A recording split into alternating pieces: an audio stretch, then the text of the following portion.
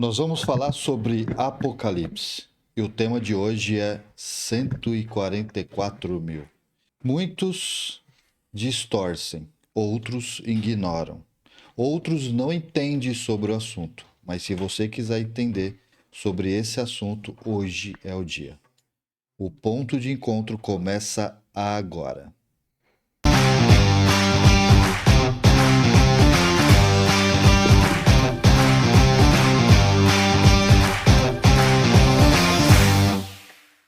Bem-vindo a mais um ponto de encontro. É uma satisfação imensa ter você aqui mais uma vez conosco. É um privilégio imenso ter você aqui. Gostaria de convidar você para esse assunto tão difícil que nós vamos abordar hoje. Eu prometi para você que ia falar sobre assuntos do Apocalipse e estou cumprindo com a minha palavra. Hoje nós vamos falar sobre Apocalipse e nós vamos falar sobre as 144 mil pessoas que fala em Apocalipse capítulo 7. E se você quer saber sobre esse assunto, tem dúvidas sobre isso ou nunca ouviu falar, hoje é o dia de você saber quem são essas 144 mil pessoas faladas em Apocalipse 7. Alguns acham que essas pessoas são literais, outras acham que são simbólicas, outras de alguma maneira distorcem tudo isso, não entendem, e o objetivo hoje é a gente discutir um pouquinho sobre esse assunto. Como eu falo todas as vezes, o nosso objetivo aqui não é trazer para você uma solução pronta a respeito do assunto, mas é fazer você pensar a respeito disso, buscar aí as suas informações e aprofundar nelas e tirar suas próprias conclusões. Mas saiba que o caminho que nós vamos seguir hoje é baseado na Bíblia e sempre nós fazemos isso. Então seguiremos um caminho seguindo pela Bíblia, quero que você acompanhe e você terá aí o privilégio de aprender um pouquinho ou pensar um pouquinho sobre esse assunto. Mas antes da gente apresentar aqui os nossos convidados, convido você a continuar curtindo o nosso conteúdo, compartilhando. E se você ainda não é inscrito nesse canal, por favor aí, se inscreva. Se o seu amigo, a pessoa próxima de você aí, dá uma olhada pro lado aí, ele não é inscrito, pergunta para ele se ele é inscrito aí agora. E se ele não for, diz assim para ele: por que você não é inscrito ainda no ponto de encontro? E convida ele também para se inscrever e compartilhar esse conteúdo para alcançar muitas e muitas pessoas. Eu gostaria também de falar para você aqui a respeito de um livro. Esse livro é conhecido, ou é chamado aqui, o título dele é A Chave da Virada. Não sei se você está conseguindo ver, se a luz está atrapalhando. É um livro que você pode receber de forma gratuita aí na sua casa, onde você estiver, bancado aqui pelo ponto de encontro. A única condição que você precisa é colocar aí no nosso chat que você quer o livro, uma forma de contato que a gente possa entrar aí em contato contigo para pegar endereço de alguma forma para te mandar, mas você precisa estar inscrito e ter curtido esse vídeo ou esse conteúdo. Como todas as vezes, eu sempre apresento aqui no finalzinho alguns brindes, alguns conselhos aqui no final do livro que ele trouxe. E eu quero trazer mais um para vocês. São 15, se eu não me engano.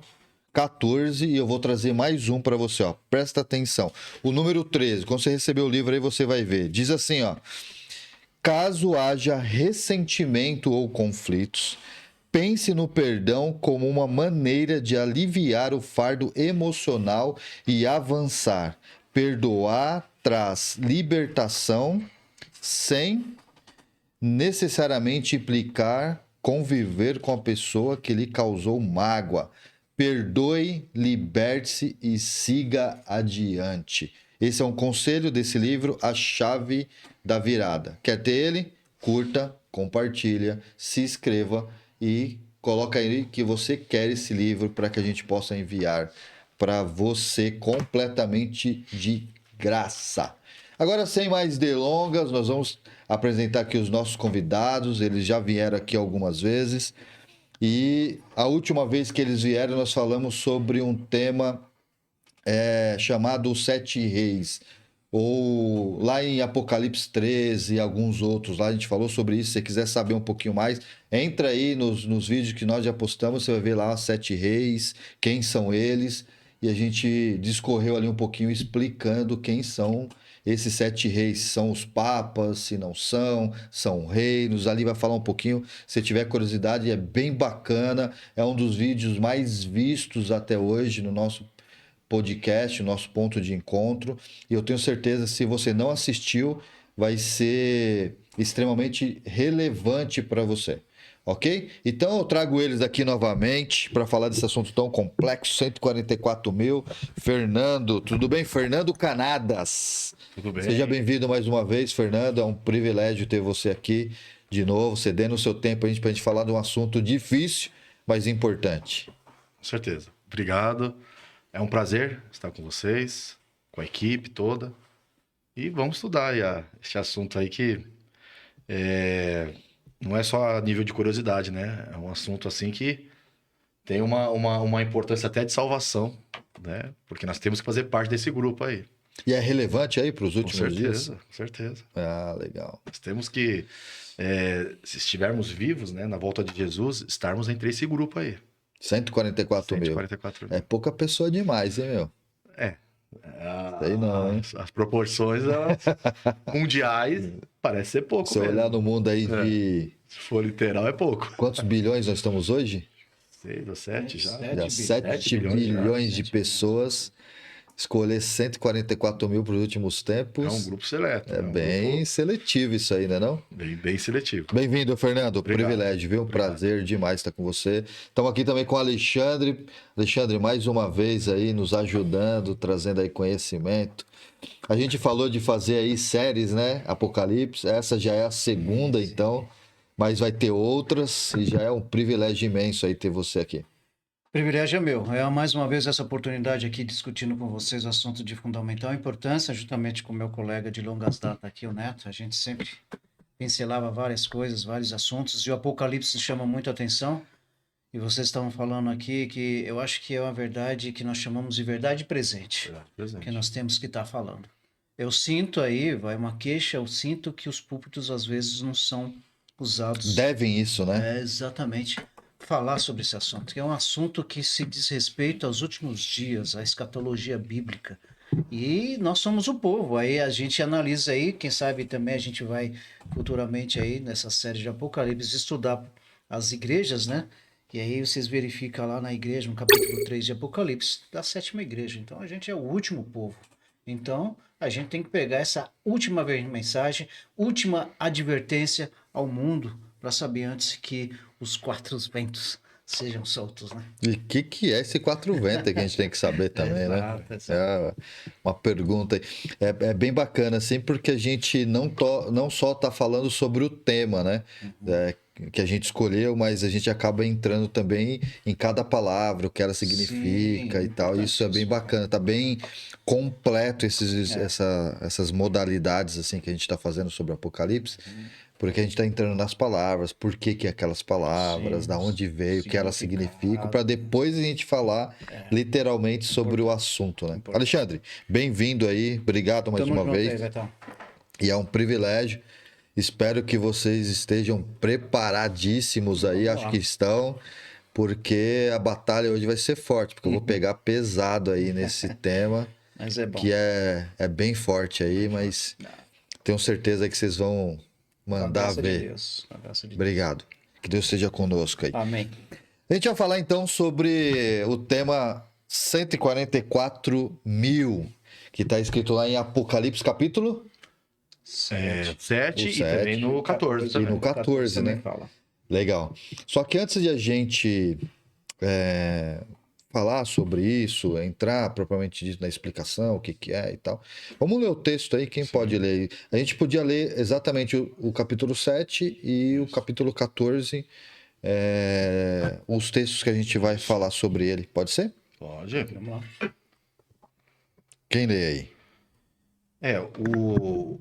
Onde fala exatamente, né, os 144 mil são só 3 versículos. No Apocalipse 7, é o versículo 4, quando diz assim: eu ouvi o número dos que foram selados e eram 144 mil, de todas as tribos dos filhos de Israel. Aí eu vou pedir para E você aí, ler o 14, né? então, mas antes da gente ler o 14 lá, eu queria que você lesse, para fazer sentido, porque eu vou trabalhar muito essas perguntas, Uhum.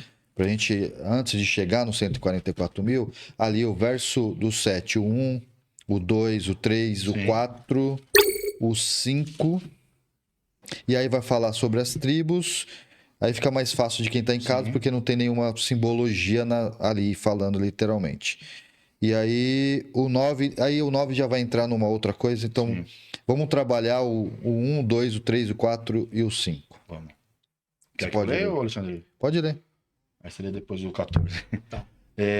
Então, no versículo 1. Depois destas coisas, vi 4 anjos que estavam sobre os 4 cantos da terra, retendo os 4 ventos da terra, para que nenhum vento soprasse sobre a terra, sobre o mar ou contra árvore qualquer. Vi outro anjo subir do lado do nascente do sol nascente, tendo o selo do Deus vivo. Ele clamou com grande voz aos 4 anjos, a quem fora dado o poder de danificar a terra e o mar, dizendo: não danifiqueis a terra, o mar ou as árvores, até que tenhamos selado nas suas testas os servos do nosso Deus. E ouvi o número dos que foram selados, e eram 144 mil, de todas as tribos dos filhos de Israel. Da tribo de Judá, 12 mil foram selados, da tribo de Ruben, 12 mil, da tribo de Gade, 12 mil, da tribo de... continua, né? Sim. Azer, 12 mil, da tribo de Naphtali, 12 mil, da tribo de Manassés, 12 mil, da tribo de Simeão, 12 mil, da tribo de Levi, 12 mil, da tribo de Issacar, 12 mil, da tribo de Zebulun, 12 mil, da tribo de José, 12 mil, da tribo de Benjamim, 12 mil. Quantas tribos tem aqui? 12 tribos. 12 tribos. E de cada uma delas, 12 mil. 12 mil. 12 tribos, 12 mil. Vezes 12 mil dá o número, né? 144 mil. Isso. Legal. E aí vamos ler então, Alexandre? Vamos lá, aqui está no texto de Apocalipse 14. Né? Olhei, eis o cordeiro em pé sobre o monte Sião, e com ele 144 mil, tendo na fronte escrito o seu nome e o nome do seu pai. Ouvi uma voz do céu como voz de muitas águas, como voz de grande trovão. Também a voz que ouvi era como de arpistas quando tangem a sua harpa. Entoavam um cântico diante do trono, diante dos 4 seres viventes e diante dos anciões. E ninguém podia aprender o cântico, senão os 144 mil que foram comprados da terra. São esses os que não se macularam com mulheres. Em outras traduções falam não se contaminaram com mulheres, porque eles são castos. A minha diz exatamente isso, não se contaminaram. Exato. E porque são castos. São eles os seguidores do Cordeiro por onde quer que vá. São os que foram redimidos entre os homens, primícias de Deus e para o Cordeiro. E não se achou mentira na sua boca. Eles não têm mácula. Legal, ótimo. Então vamos fazer igual da outra vez. A gente vai trabalhar aí um pouquinho a simbologia. Antes, se eu fizesse essa pergunta para você, quem são os 144 mil? O que você falaria? Não fala. Essa é a pergunta, caraca. Não, senhor. Você vai ter que ficar até o final aí para saber quem são. Senão já acaba logo com. Já acabou. Acabou o podcast. Então, assim, o primeiro verso, ele vai trabalhar aí, quer dizer, em todos esses versos, ele vai trabalhar bastante simbologia, certo? Sim. Ele vai trazer bastante coisas que acho que antes de a gente entrar nesses 144 mil, vale a pena a gente dar uma pincelada onde está dito isso, da onde vem isso, por que ele está dizendo isso. Então ele começa falando assim, ó, depois disso, o primeiro verso do capítulo 7. Ele diz assim, ó, depois disso vi 4 anjos em pé nos 4 cantos da terra, retendo os 4 ventos da terra, para que nenhum vento soprasse sobre a terra, nem sobre o mar, nem sobre árvore alguma. E aí continua. Então primeiro vamos falar um pouquinho o que é esses 4 ventos, né? Que os anjos seguram aí. De que a gente está falando? O que é isso? O que o Apocalipse traz pra gente aí, ou outro texto que fala sobre isso, cara? Chega só um pouquinho pra você. É interessante notar aqui, Alberto e Neto, que nós estamos diante de uma grande eminente e a maior batalha prevista entre o bem e o mal, né? E Apocalipse capítulo 7 relata um povo que vai viver justamente nessa última batalha, né? Ao longo da história, desde a queda dos nossos primeiros pais, vem correndo várias batalhas entre o bem e o mal. Aliás, essa batalha foi antes da queda ainda, lá no céu.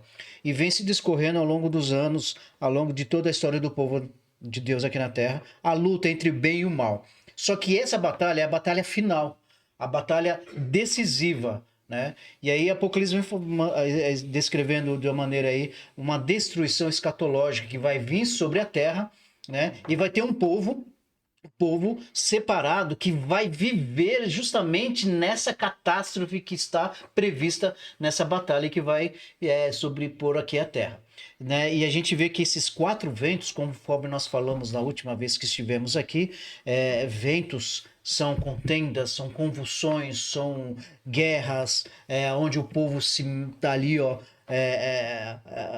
em movimento, para querer Lutando por uma supremacia política, sempre até, né? Por exatamente. poder. Briga coisa por assim. poder, exato, falou tudo, briga por poder. E quando eu falei esses 4 cantos da Terra, é pacífico que no Oriente Médio, como nós temos esse mesmo pensamento, quando se falava de 4 cantos da Terra, eles entendiam o quê? Os 4 pontos cardeais é o que nós entendemos hoje. Então essa guerra não vai ser localizada em determinado local, vai ser restrita a determinado local.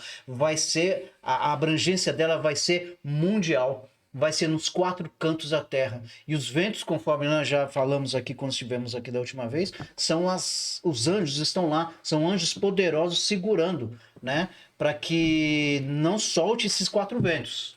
Até que esse povo que vai estar nos últimos dias dessa grande batalha, eles vão ser marcados, eles vão ser demarcados para que não seja atingido aí pelas consequências que virá após essa destruição, essa guerra. Então, o que a gente está falando aqui dos 4 ventos, primeiro ventos poderes, não é poderes, guerras, guerras, contendas, movimentos de busca do poder, né? E os 4 cantos, então, que os anjos estão segurando, são os 4 pontos cardeais, que está representando não permitir que entre em colapso como se não houvesse total, digamos, né? como se não houvesse guerra, Exato. para não permitir. Então ele está sendo segurado para que não aconteça isso. Exatamente. Ah, legal. Então, beleza, aí ficou claro. Aí a gente fala um pouquinho sobre a terra, sobre o mar e nem sobre árvore alguma. Então ali ele está fazendo uma simbologia que ele está segurando para que não aconteça em circunstância nenhuma. A gente já viu falar sobre mar, que é povos, né? Uhum. E sobre árvore ali, não deve ser literal. É literal isso aí? Não. Como que a gente entende isso aí? Será que tem uma forma ou ele é só uma expressão que ele está usando aqui? O que vocês acham? Um ponto que eu gosto bastante de frisar quando a gente estuda Apocalipse é entrar no contexto. Acho que antes de lermos, né, antes de entrarmos exatamente no Apocalipse 7, a gente tem que ver um pouquinho o que fala antes, no Apocalipse 6. Até o Alexandre deu uma pincelada ao falar que a última igreja representa legal. o povo que estaria vivendo nos últimos dias. Tem uma conexão antes aí. Exatamente, assim como os selos e assim como as trombetas, que fazem parte da primeira parte do Apocalipse. Ok. Né? Elas abrangem assim, praticamente os mesmos acontecimentos sobre outros, ou talvez diversos tipos de outros pontos de vista.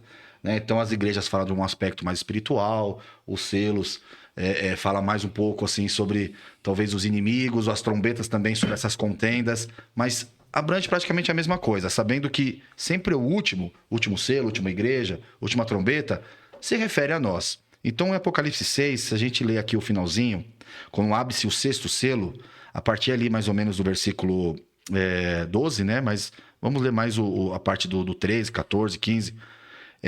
Ali está falando sobre a volta de Cristo. Né? Coisas que aconteceriam um pouquinho antes da volta de Cristo, quando fala que as estrelas cairiam, as ilhas seriam removidas dos seus lugares, as montanhas cairiam, ou seja, haveriam terremotos, haveria destruição. Né?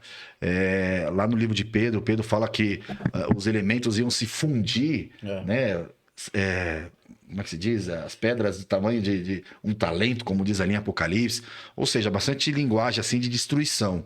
E no final do versículo, no final do capítulo, no versículo 17 do capítulo 6, diz assim: pois é vindo o grande dia da ira deles, né? Ao falar sobre o Pai e o Filho, né? O Deus e o Cordeiro. Aí faz uma pergunta interessante: e quem poderá subsistir? É interessante. Então é como se Deus estivesse mostrando para João: olha, as coisas vão acontecer dessa maneira, mostrando todos os aspectos históricos. E quando a gente vê até um assunto que até a gente podia um dia, se vocês quiserem, estudar, porque é muito bom, que fala sobre os selos, né? Não somente as igrejas, mas os selos, as trombetas, todos eles tendem para um mesmo fim, que é a volta de Cristo. Então ali mostra que a gente está vivendo nos últimos dias mesmo, nos últimos momentos. É feita a pergunta: quem poderá subsistir? São perguntas que são feitas até no Antigo Testamento. Eu queria, se a gente tiver um tempo, ler Malaquias 3, versículo 2, que é bem interessante. Faz praticamente essa mesma pergunta. O próprio Cristo falou sobre isso. Ele fala: quando vier o Filho do Homem, quem vai estar de pé? Então, para João, era interessante saber quem venceria. Ímpios, tenho certeza que João sabia. Em todas as eras teve os ímpios, desde ali de Caim, né? Então, agora, quem seriam os salvos? Então, quem poderia subsistir? Aí Deus entra, então, com a visão ali que ele teve do 144 mil. E até chegar no versículo 4, quando fala exatamente do número, quem são eles, que são de tribos, a tribo de Levi, da tribo de Issacar, da tribo de Zebulun, um pouquinho antes está falando sobre esse contexto aqui do versículo do capítulo 6, que são os 4 ventos sendo agitados entre os 4 cantos da terra, como ele falou. São os principais pontos cardeais, que abrange, é uma globalidade, abrange o mundo todo, onde Deus ali ele está evitando que se entre num colapso total. Por isso que fala: não danifique nem a terra, nem o mar, nem as árvores. Aí você até perguntou sobre as árvores. Tem um texto interessante de Salmos que diz o que representa as árvores. Falam que são aqueles que guardam os mandamentos de Deus. Diz ali no Salmos 1, versículo 2 e 3, que são aqueles que guardam os mandamentos de Deus, são aqueles que eles são plantados junto aos rios, né? E dão frutos e não podem ser abalados. Então, as árvores nesse contexto são os filhos de Deus. Né? Mar, como você falou, representa povos, nações e línguas. Terra também, a gente vai ler lá em Apocalipse 13, a terra tem uma representação profética, né? Também de povos que surgiriam num lugar que vai ter uma relevância muito grande profeticamente, que são os Estados Unidos, né? Que a gente falou um pouquinho sobre isso no outro assunto que nós lidamos. Mas quando fala árvore, está falando aqueles que são do povo de Deus. Então Deus ele está retendo, ou seja, não está deixando entrar nesse colapso completo, que é para onde tudo tende a ir. Se Deus não estivesse no controle, as coisas tenderiam para isso. Mas quando fala que eles estão segurando, porque eles vão soltar. Quando eles vão soltar? O próprio texto diz, acho que você vai ler até no próximo versículo, quando terminar o selamento.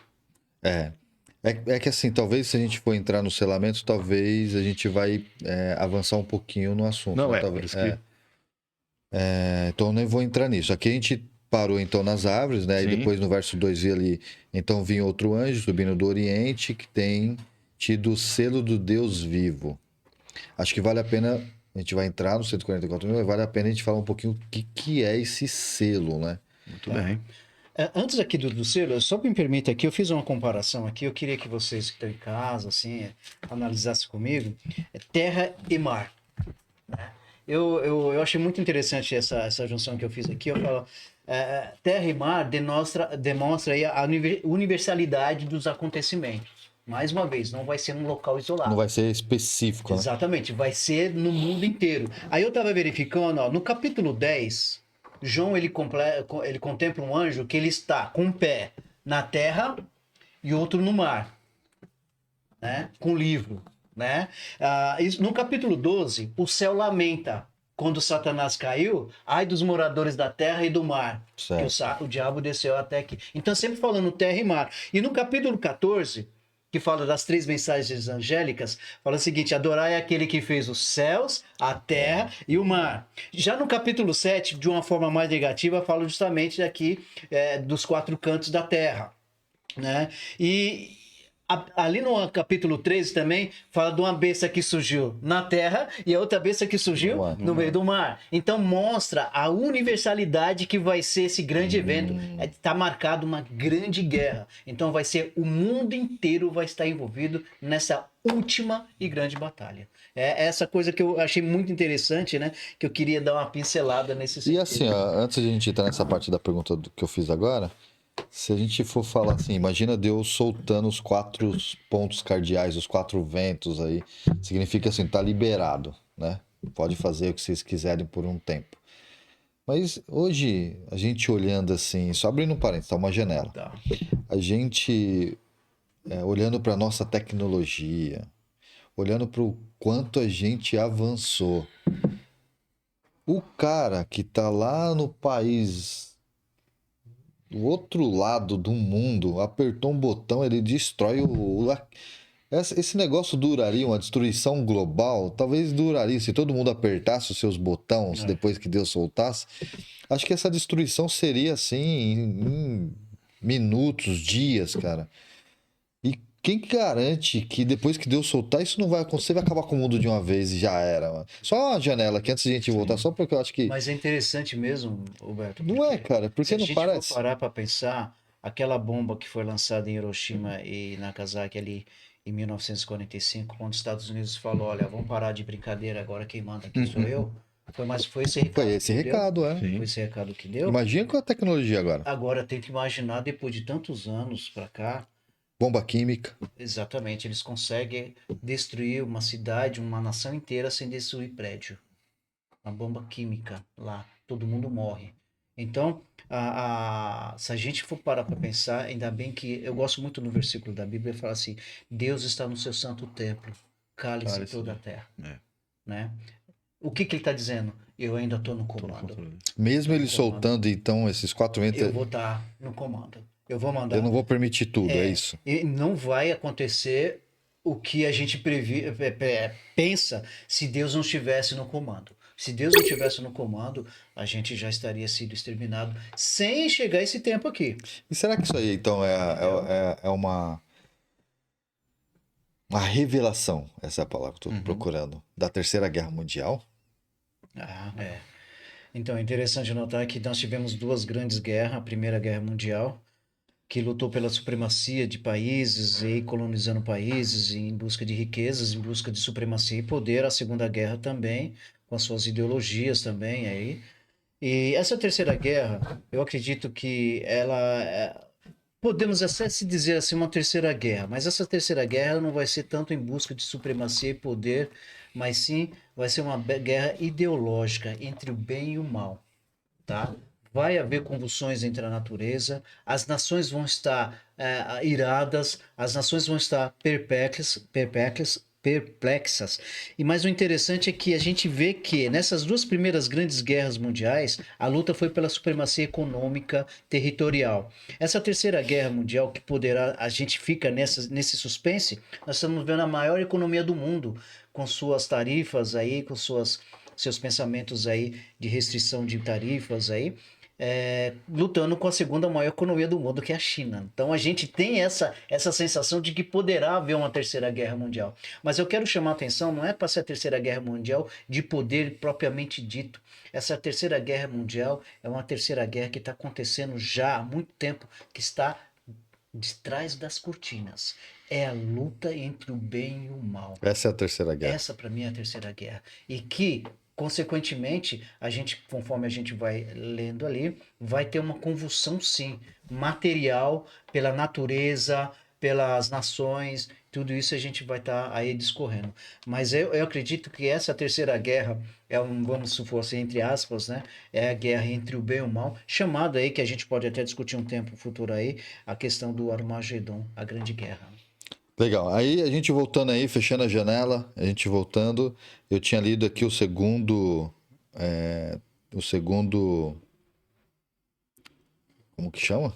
Versículo. Versículo. Nossa. Verso. O segundo verso, o segundo versículo. Meu Deus. Escrito assim, então, no capítulo 7, então vi outro anjo subindo do Oriente que tinha o selo de Deus, do selo de Deus vivo, do Deus vivo. O que é esse selo aí, então?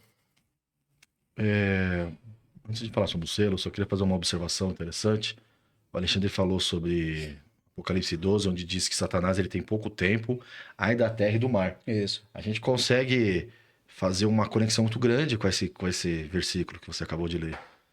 Porque ai da terra e do mar. Porque os ventos, eles vão ser soltos. Isso é um fato, né?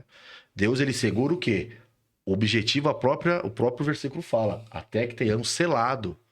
Então, o objetivo não é para as nações ganharem poder, deixarem de ganhar poder. Isso aí vai acontecer. Satanás desceu com grande ira e o poder dele, a fim de que se mostre para o universo o poder que ele tem de engano, de injustiça, né, que começou lá no céu, nós sabemos disso, e que agora na terra só foi manifestado, por isso que fala, ai da terra e do mar, porque ele desceu a voz com grande ira. Isso vai acontecer, mas o objetivo qual que é do selamento? Os filhos de Deus, que são, né, ali no caso, no contexto, 144 mil. Tem um pregador que eu gosto que ele fala assim, uma coisa muito interessante. Ele fala assim, olha, quando vocês olharem para os acontecimentos da Terra, os movimentos políticos, e vocês verem mais guerra, mais catástrofes, doenças, epidemias, pandemias, isso é sinal de que mais um foi selado. Porque conforme vai tendo selamento, vai se soltando os ventos. Não é isso? Quando terminar o selamento, Soltou todos. Exato. aí nós vamos conhecer como interessante, a Bíblia fala, o período de angústia, a grande angústia de Jacó, a grande tribulação, que inclusive está no capítulo 7 ali, do versículo que nós não lemos ainda, do 9 em diante. Então, quando a gente vê essas coisas acontecendo, esse aumento, a gente pode ter certeza que mais um filho de Deus está sendo selado.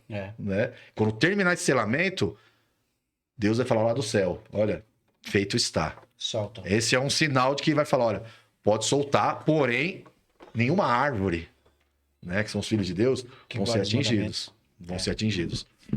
Olha que interessante aqui, gente. O verso 2 fala: vi outro anjo que subia do sol nascente, ou nascente do sol, tendo o selo do Deus vivo. É interessante que essa parte, nascente do sol, ou o sol nascente, de onde vai vir Cristo? Do leste, do sol nascente. Sim. Se você vê o sol nascer, então você que está em casa, onde eu moro, eu não tive o privilégio, porque quando eu mudei, o quarto dos meus filhos ficou onde o sol nasce e bate. O meu é o contrário, o meu quarto. Não consigo, eu não acordo com o sol. Só pega a sombra. Só pega a sombra. Dos meus filhos, às vezes eu tô de um domingo lá, abro lá a janela lá, tá o sol nascendo bem na cara do quarto ali. E eu falei, é aqui que Jesus vai vir. É deste lado, porque a Bíblia fala. E tem várias passagens que falam, o que eu acho interessante, eu até anotei aqui, ó, que fala o seguinte: do sol nascente no Antigo Oriente é uma expressão para designar o leste, de onde vai vir, né, Jesus. O Éden fica no leste. Ezequiel fala que Deus veio do leste para o seu santo templo. E outra coisa que eu achei interessante aqui, fala que o nascimento, de onde veio os magos para visitar Jesus? Eles veio do Oriente. Jesus é chamado de sol nascente. Olha que interessante. Sol da justiça. Sol da justiça. Ele falou do sinal, o Filho do Homem aparecerá onde? No Oriente. Então é interessante. Agora, assim, o que eu estava analisando, Fernando e Beto, que diz que viu um outro anjo que gritou com grande voz, né? Ele tinha o selo, com grande voz, avisando os 4 anjos, né? Para não soltarem. Esse grande anjo que veio do sol nascente. Quem é esse anjo que veio do sol nascente? Interessante que há quase consenso majoritário aí dos teólogos que esse anjo que veio do sol nascente é Miguel. Porque nós estamos numa guerra, não estamos numa guerra? Toda vez que fala em Miguel, você está onde, de Fernando? guerra, né? Você está numa guerra. Né? Josué ficou ali, Daniel capítulo 12, Apocalipse capítulo 12 também fala de Miguel. E Miguel, ele veio com... ele fala o seguinte, viu outro anjo que subia do sol nascente, tendo o selo de Deus vivo, clamou com grande voz, dando ordem aos 4 anjos. Então, esse anjo que veio do sol nascente é Miguel. Ele de lá do céu, ele já está lá com o tinteiro ali, que nem Ezequiel capítulo 9, lembra do tinteiro? Né? E engraçado, o tinteiro era para selar quem? Lá dentro de Jerusalém, Exato, que significa o povo de Deus. Exatamente. Né? E ele eu acredito que esse que vem do sol nascente é Miguel. E Miguel só existe um, que é Jesus Cristo. Né? Então, eu acredito, aí pode... Aí tem algumas vertentes, né? Que Miguel é um anjo normal e Miguel é Jesus, né? Mas é um outro assunto esse negócio aí. Mas você acredita que Miguel é Jesus é Cristo. Jesus também, filho? Só fazer uma Tanto que observação. Miguel, a palavra Miguel em hebraico é quem é igual a Deus? Quem é que pode ser igual a Deus? É uma pergunta a palavra Miguel. É que esse assunto, assim, a gente começa a falar, é muito profundo. Não vamos fugir do assunto, mas isso que o Alexandre falou é bem interessante. Se a gente for para o capítulo 11 de Daniel, que é até também uma outra sugestão também de estudo aqui que a gente pode fazer, porque é muito interessante e infelizmente pouco falado na igreja, né? No final do capítulo 11, diz assim: os rumores do Oriente vai enfurecer o rei do Norte. Nós entendemos o rei do Norte, não vai dar para a gente fazer aqui uma exegese do texto aqui, mas nós entendemos que é o papado, é o último poder que vai estar reinando, que vai perseguir o povo de Deus, como já fez, né, no tempo da Idade Média e tal. Os rumores do Oriente. O que vem do Oriente? A mensagem do selamento. E essa é o alto clamor. Não, e Essa fala mensagem, que essa mensagem vai enfurecer o papado, vocês podem ler lá no capítulo 11, e ele vai sair para destruir, aniquilar muitos. Ou seja, esse contexto de guerra aqui que a gente está falando. E aí no capítulo 12, versículo 1, que é o seguinte versículo, fala: e Miguel então se levanta.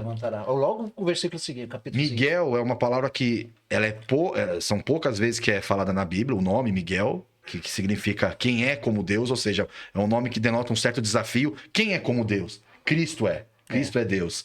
E por mais que essa palavra seja usada poucas vezes na Bíblia, indiretamente ela é usada muitas vezes. E aqui no capítulo 7 está falando de Miguel, exatamente. Porque lá em Daniel fala que ele levanta-se para proteger o povo de Deus durante o tempo de angústia.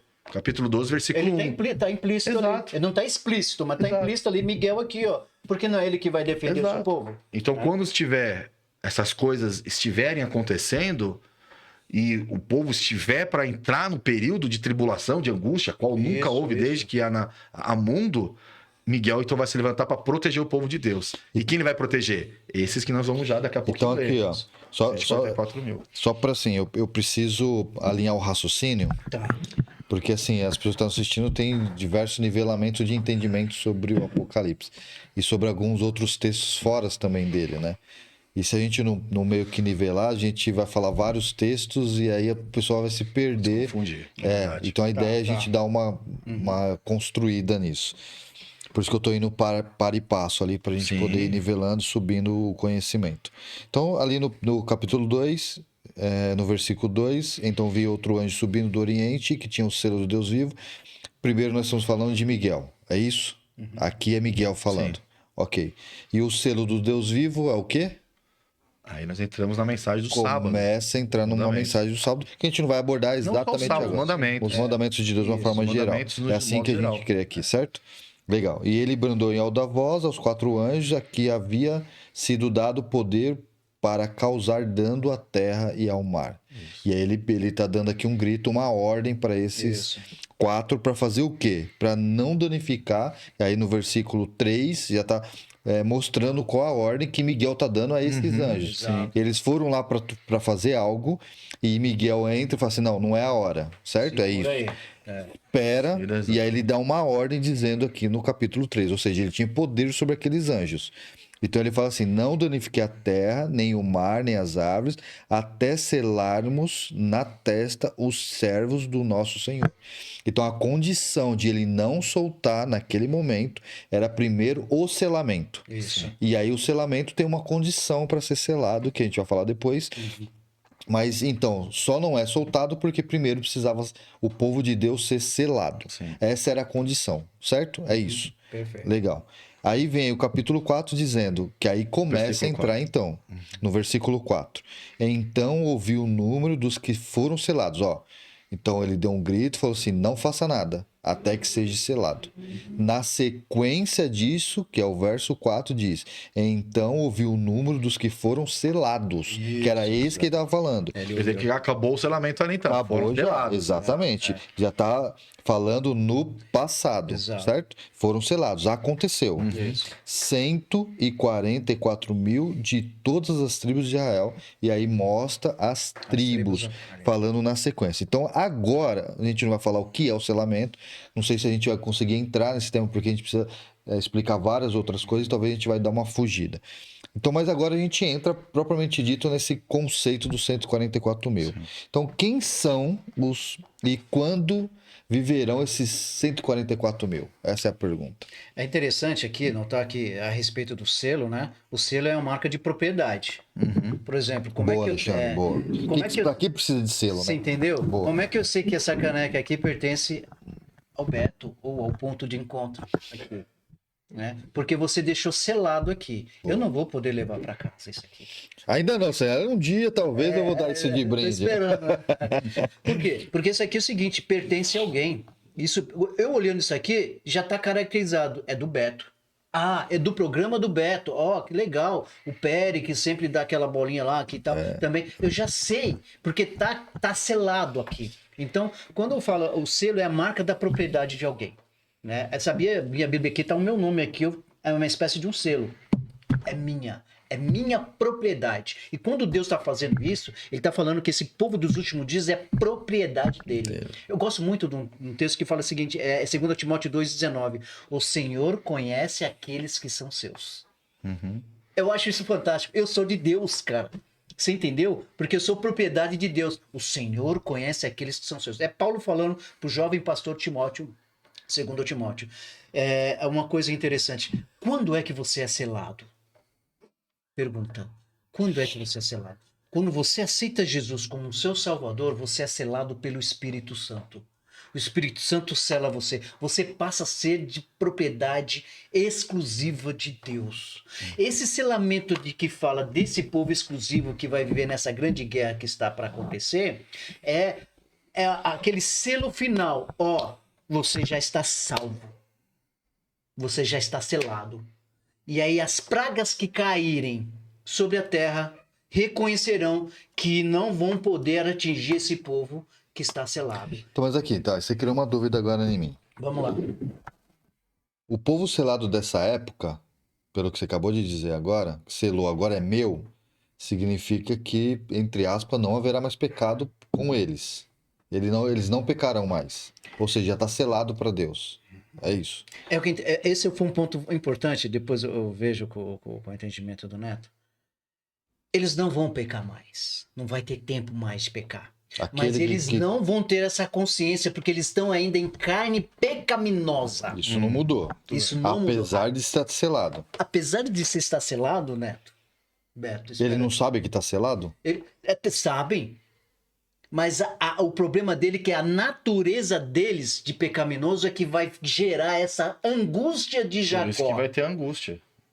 Essa angústia de Jacó, só para você que está em casa, Jacó, ele enganou o irmão dele. Né? E ele saiu fugido de casa porque o irmão queria matar, porque roubou a primogenitura. Um tempo aqui a gente vai discutir. Hoje a primogenitura não tem tanta relevância, mas no Oriente Médio, aliás, até hoje no Oriente Médio tem relevância a primogenitura. Então, ele, depois de muito tempo, ele foi encontrar com o irmão. O irmão dele estava caçando ele com um monte de gente. E ele se sentia culpado por ter feito esse pecado tão grande pelo seu pai, enganou o pai, enganou todo mundo. Então, a angústia de Jacó era de quê? De ser morto pelo irmão e de não ser aceito diante de Deus. E qual foi o selo que Deus colocou sobre Jacó? Olha, Mudou o nome dele. você entendeu? Me arrepia isso. Porque Deus falou o seguinte: Jacó, eu selei você agora. Ou seja, eu tirei de ti o pecado. Você não vai se chamar mais Jacó, vai se chamar Israel. Talvez assim, legal. O que significa Jacó? O enganador. O enganador. Isso. O que significa Israel? Lutou com Deus e venceu. E venceu. Então ele muda o nome, mas o nome tem um significado. Tem. O nome de Jacó demonstrava, em qualquer lugar que ele chegasse, quem ele era. É pilantra, é um 7-1. Cara, um 7-1. Você entendeu? E aí Deus muda o selo, mudando o nome, trazendo para aquilo que ele se tornou. Exato. O homem que lutou com Deus e prevaleceu.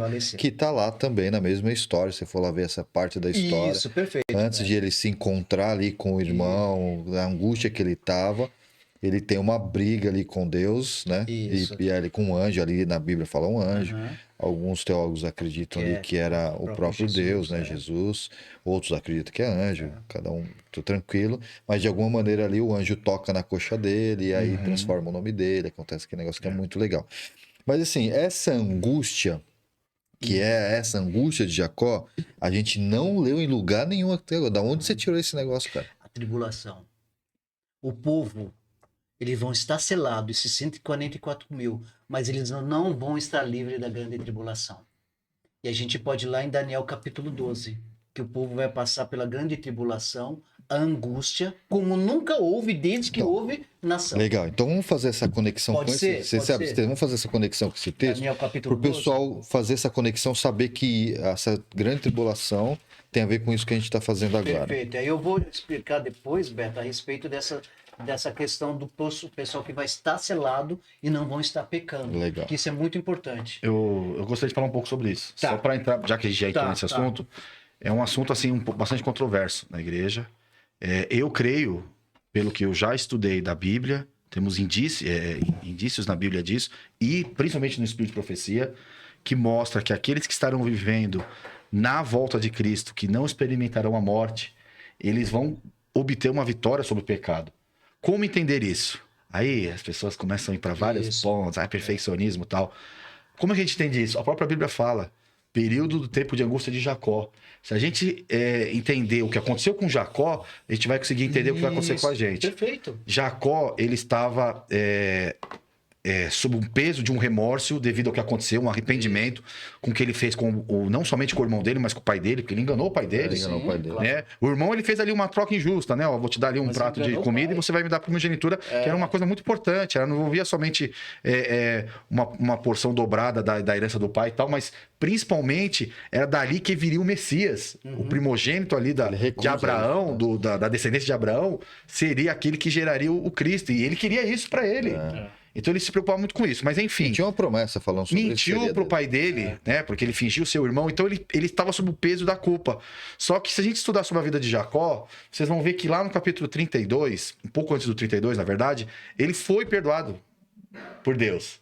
Tanto é que Deus mostra ali a escada, né? verdade, Que representa ali anjos, os anjos descendo, que é o próprio Cristo, né? Ali em João fala que é Cristo. A escada que viste é Cristo, o próprio Cristo. Ou seja, Jesus perdoou, salvou ele. Só que ele não se perdoava. Então ele não tinha mais o peso do pecado sobre ele, ele foi perdoado, ele foi limpo do pecado. Só que ele mesmo não se perdoava. O tempo de angústia, eu creio, pelo que já estudei bastante sobre esse assunto, as pessoas estarão vivendo numa condição onde ela obteve uma vitória sobre o pecado, só que ela se sente tão indigna, assim como ele se sentiu indigno ali diante do anjo, diante do próprio Cristo. Perfeito. Oséias fala que é o próprio Deus que estava ali com ele, lutando contra ele. Tanto é que fala que, quando ele deu o nome pro lugar, ele falou, vi a face de Deus, é o Peniel, né? Vi a face de Deus e fiquei vivo. Então, as pessoas nos últimos dias, elas vão obter uma vitória, porém elas não vão nunca falar assim, ó, eu venci, eu já venci. Por isso vai entrar na angústia, porque ela vai pensar assim, puxa, eu ainda não estou perdoado. Eu fiz isso, é muito terrível. Ela vai ver o caráter de Cristo, que é um caráter puro, excelente, maravilhoso, e vai falar, eu estou muito longe disso. Só que a Bíblia fala que eles vão ter obtido a vitória. Senão, eles não poderiam ser salvos. Os 144 mil são pessoas que vão obter a vitória. Lá em Isaías 33, é usado assim, termos parecidos com esse que a gente usou aqui em Apocalipse, né? Quem vai estar em pé? Quem vai subsistir? Ali em Isaías 33 fala, quem vai habitar com Deus? Quem vai habitar com fogo consumidor? Aí fala, aqueles que não enganam o próximo, aqueles que não roubam, aqueles que falam de coisas que os 144 mil é falado ali, por exemplo, no capítulo 14. São irrepreensíveis, não se achou falsidade na sua boca. Então, assim, usa-se os mesmos paralelos. Né? Então, eu creio que o tempo de angústia vai estar relacionado a isso. Você falou, é interessante que Jacó ali, voltando lá atrás ainda, Deus já tinha falado para ele, antes dele lutar com Deus, Deus já tinha falado para ele, Jacó, ele mostrou a escada descendo. Mostrou que estava perdoado. Estava perdoado. Só que depois que ele foi de encontro com o irmão dele, ele não largou Deus ali. Qual era o pleito dele? Porque eu quero deixar que o pessoal tá em casa, diz que mudou para o nome de Israel, porque aquele que lutou com Deus venceu. Não, Deus não se vence. Tá? O que ele está querendo dizer? Jacó venceu no seu pleito. Qual era o pleito de Jacó? Não vou te deixar ir se não me abençoares. Ele foi abençoado. Né? Ele foi abençoado ali. O pecado ele já tinha perdoado, já. Deus já tinha. Exato. E ele foi próspero. né? Ele foi abençoado. Sim, foi abençoado. E aí, aconteceu com o irmão foi bem só depois que dessa ocasião. Exatamente. Só que o povo dos últimos dias, Roberto, eles não vão estar pecando, atingiram, eu diria, uma perfeição final, atingiram essa perfeição final, não vão estar pecando, mas eles vão estar em carne pecaminosa.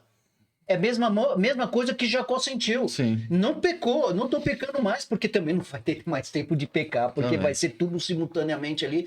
Mas eles vão estar ali naquela angústia, porque eles estão vivendo em carne pecaminosa ainda, porque não foi feito a transformação, que só vai ver quando Cristo voltar. Tem até assim, um texto, né, que eu não lembro onde está agora, que acho que vocês vão lembrar, que fala assim, quem pratica a iniquidade que continue Sim, quando o sendo fechamento iníquo, da porta da graça em que é quando Apocalipse que fala. fecha 22, a porta da graça. versículo 10, 11, né? Diante E ali. aquele que faz justiça Que continue na prática de justiça. Ou seja, aqueles que estão nesse final, que está os 144 mil, que é quando a porta da graça se fecha, eles já não pecam mais, porque a porta da graça se fechou. Não há tem mais pecado. pra onde não ir tem mais pecado pra Jesus poder perdoar. Isso. Não tem mais pecado pós porta da graça. Então Exato. vale a pena fazer esse link. Exato. Porque lá tá falando assim, ó, fechou. Nós estamos falando dos últimos tempos. E os 144 mil, Correto. que é a pergunta, eles estão vivendo lá, nesse último período.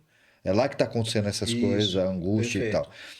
Por que não há mais pecado? Porque dentro da Bíblia diz que quando a porta da graça se fechar, que é esse período dos Correto. 144 mil, Boa. tem um texto muito claro dizendo isso. Quem é santo vai continuar santo. Quem é santo se injusto, santifica impuro, vai ainda continuar. mais, não é isso? Exato. Quem é injusto continuará sendo justo, praticando a justiça. Quem é imundo, E quem é imundo continua continua sendo fazendo. imundício. Ou seja, aquele que foi selado e está dentro dos 144 mil, não pecarão mais. Eu entendo assim. Ok?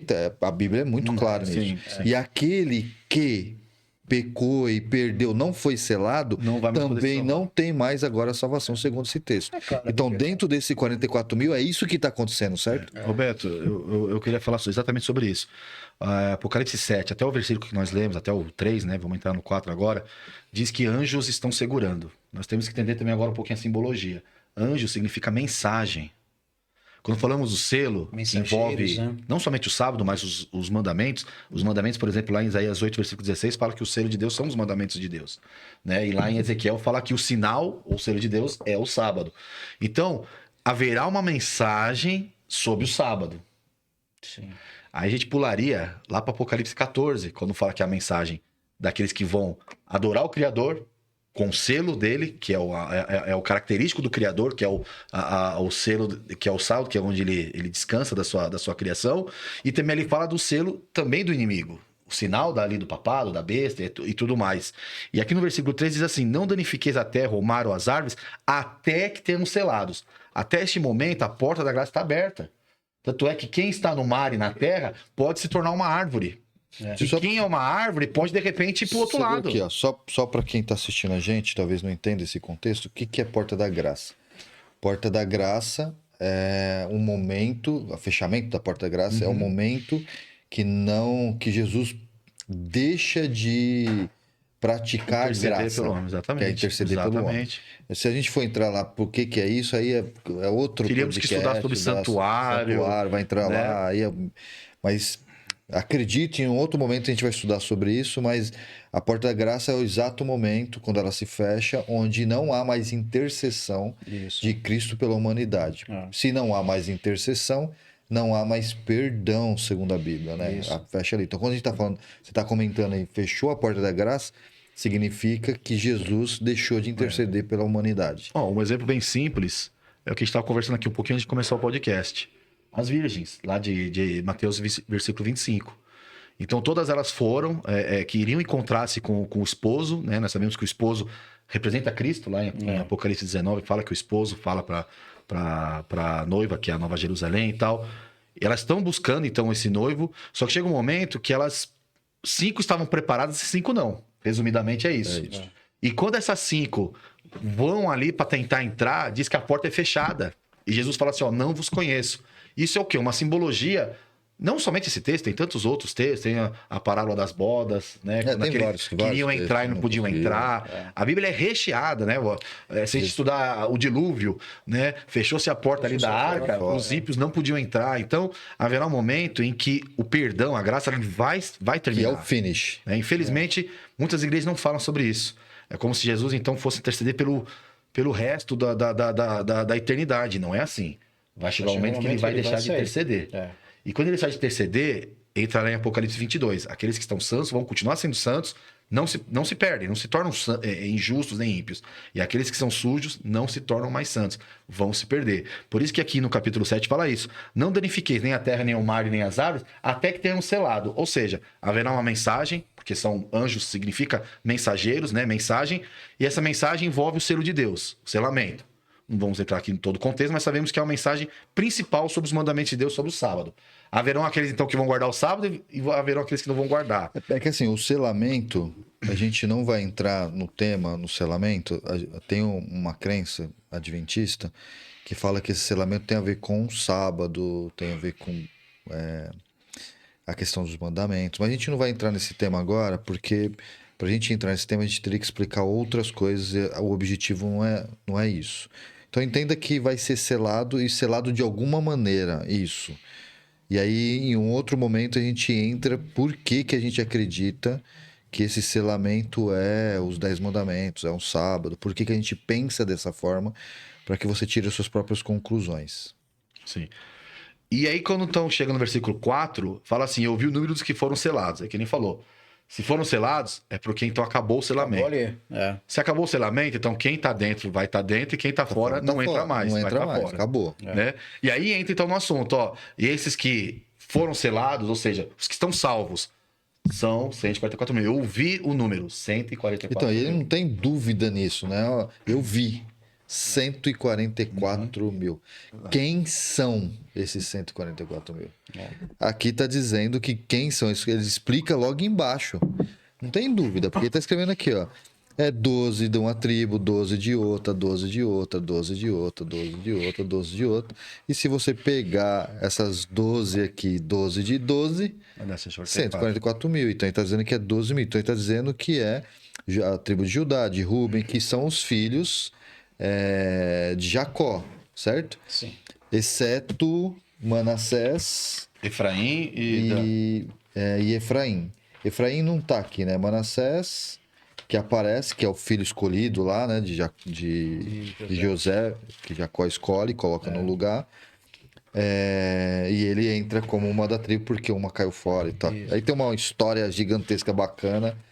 Isso aí entra na questão da história, né? Isso, mas a gente não vai entrar nela. Mas a ideia aqui são os 12, as 12 tribos escolhidas ali por Jacó, por Deus, e cada tribo tem o direito, vou chamar assim por enquanto, de levar 12 mil. Eu fico perguntando de que tribo eu sou, porque senão eu tô lascado. Quem é? Aqui só está falando do povo de Israel. Ou seja, só o povo de Israel que vai passar pela tribulação, todos os outros vão morrer antes, porque para ser salvo. Ou se eu estiver vivo, eu tô lascado. Eu não vou entrar nisso aqui. Você não faz parte. Porque é o que está escrito aqui. Você não faz parte. Eu não sei se eu sou da tribo de Judá. Eu também não sei. Acho que de que tribo que eu se sou. a gente for olhar lá atrás, lá. Eu não sou nem judeu. Então, isso que eu ia te falar. A Bíblia fala que nós somos enxertados na videira. Essa palavra enxertados na videira, ele fala assim: ó, você não faz parte. Você é um estranho. Ele fala para a mulher samaritana, fala assim: a salvação vem dos judeus. Então que está falando dele ali. Então ele está falando, todo o resto é enxertado. São filhos, como fala, né? Tipo adotivos, né? De Deus, não é a linhagem. Então, eu não sou judeu. Acho que vocês também não são. Não. E aqui dentro disso eu estou falando do povo judeu. Judeu não, o povo de Israel. Não é judeu porque eu não estou falando de Judá aqui. Mas o povo, desculpa, perdão. De Israel, das tribos de Israel. Eu falei judeu, mas não é judeu. Porque judeu tem a ver com a tribo de Judá. Sim. Você pode ver que até aqui, todos os elementos que são falados aqui no capítulo 7 são elementos simbólicos, né? 4 cantos, né? A terra é redonda, não tem canto. Outra coisa, né? Anjos, não são anjos literais. São mensagens. Mensagens que ainda estão segurando para que não haja ainda um colapso, porque enquanto ela estiver sendo pregada, não pode terminar. Tem que primeiro ser pregada para depois falar. Então agora cada um fez a sua escolha. Árvores também não são árvores literais. Então, a gente entende até aqui que as coisas estão sendo simbólicas. Então agora vai usar também de simbolismo. Vai falar sobre Israel, sobre filhos de Israel, nomes de homens que viveram ali no Antigo Testamento, os filhos de Jacó. Então a gente consegue também entender também um simbolismo nisso. O livro de Gálatas, vou passar os textos, não sei se vocês vão querer ler, mas no capítulo 3, no versículo 28, 29, fala daqui quem é um verdadeiro judeu. Ele fala que não são filhos de Abraão literais, mas todo aquele que se une a Cristo. Né? Tanto é que Cristo mesmo falou para os fariseus do tempo dele, que os fariseus falavam, a gente não sabe de quem é filho, nós, porém, somos filhos de Abraão, sementes de Abraão. E Jesus falou assim, olha, vocês não são filhos de Abraão, porque se vocês fossem filhos de Abraão, vocês não estariam querendo me matar. E aí eles quiseram realmente, de fato, que quiseram mesmo. Mas o que Jesus estava querendo dizer? Vocês são filhos do diabo, ele fala. Então, ou seja, não conta a semente literal de sangue.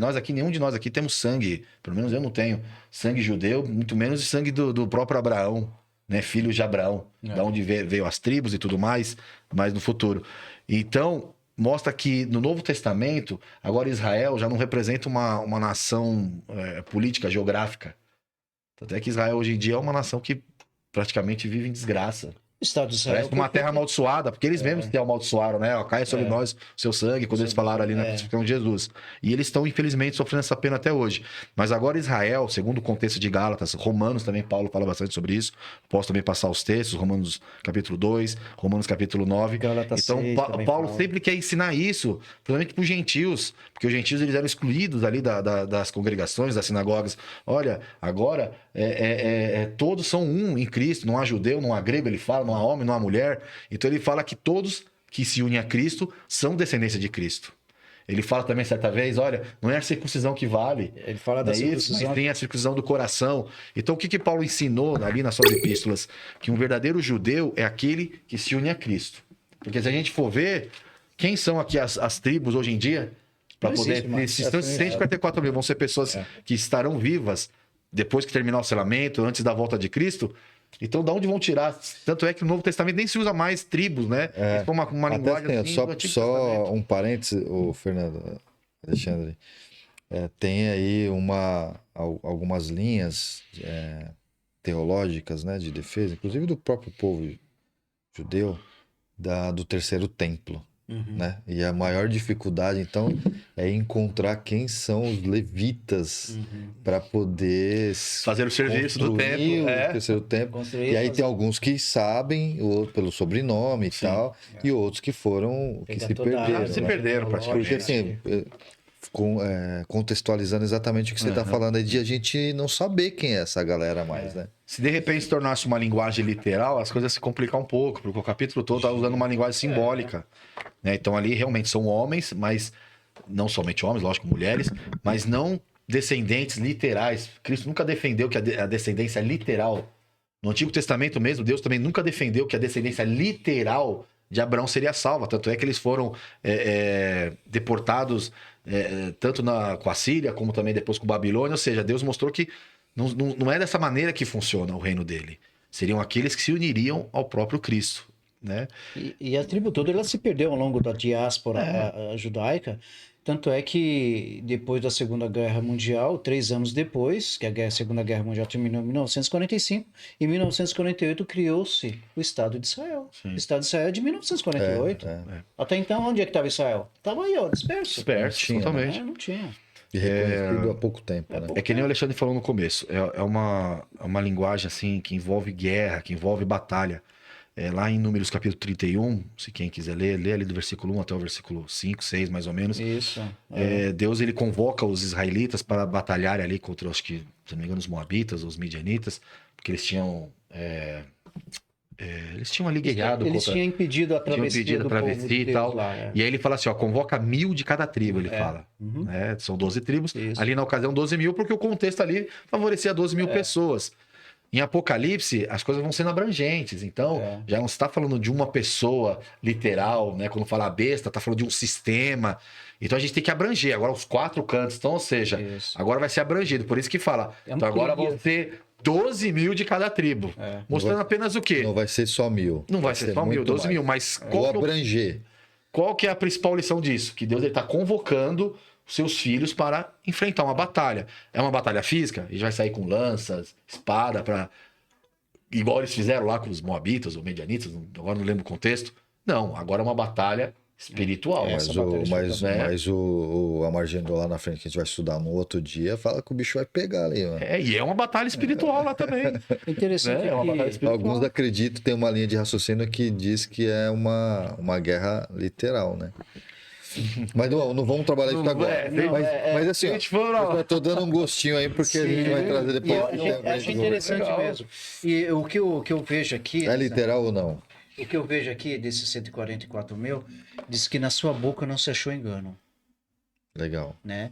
E depois no Apocalipse fala que Satanás, o dragão, ele vai reunir uma tríade de personagens que também vai sair para enganar a população, o mundo inteiro. Ele fala que viu da boca do dragão sair 3 espíritos imundos, né? E esses espíritos imundos são semelhantes a rãs. O povo de Deus fala que nos últimos dias, esse povo aí não se achou engano na sua boca. E a tríade ali do dragão, ele vai sair, é semelhante a rã. Qual é a arma da rã? A língua, a boca. Então nós temos aí, 2 partes antagônicas ali da grande guerra que vai ser travada ali. Por isso, pegando um pincelinho ainda do Armagedon, é a guerra de ideias ali. Então a gente não pode esquecer disso. Né? Então já nesse sentido aí. Você até deu uma boa explicação. Assim.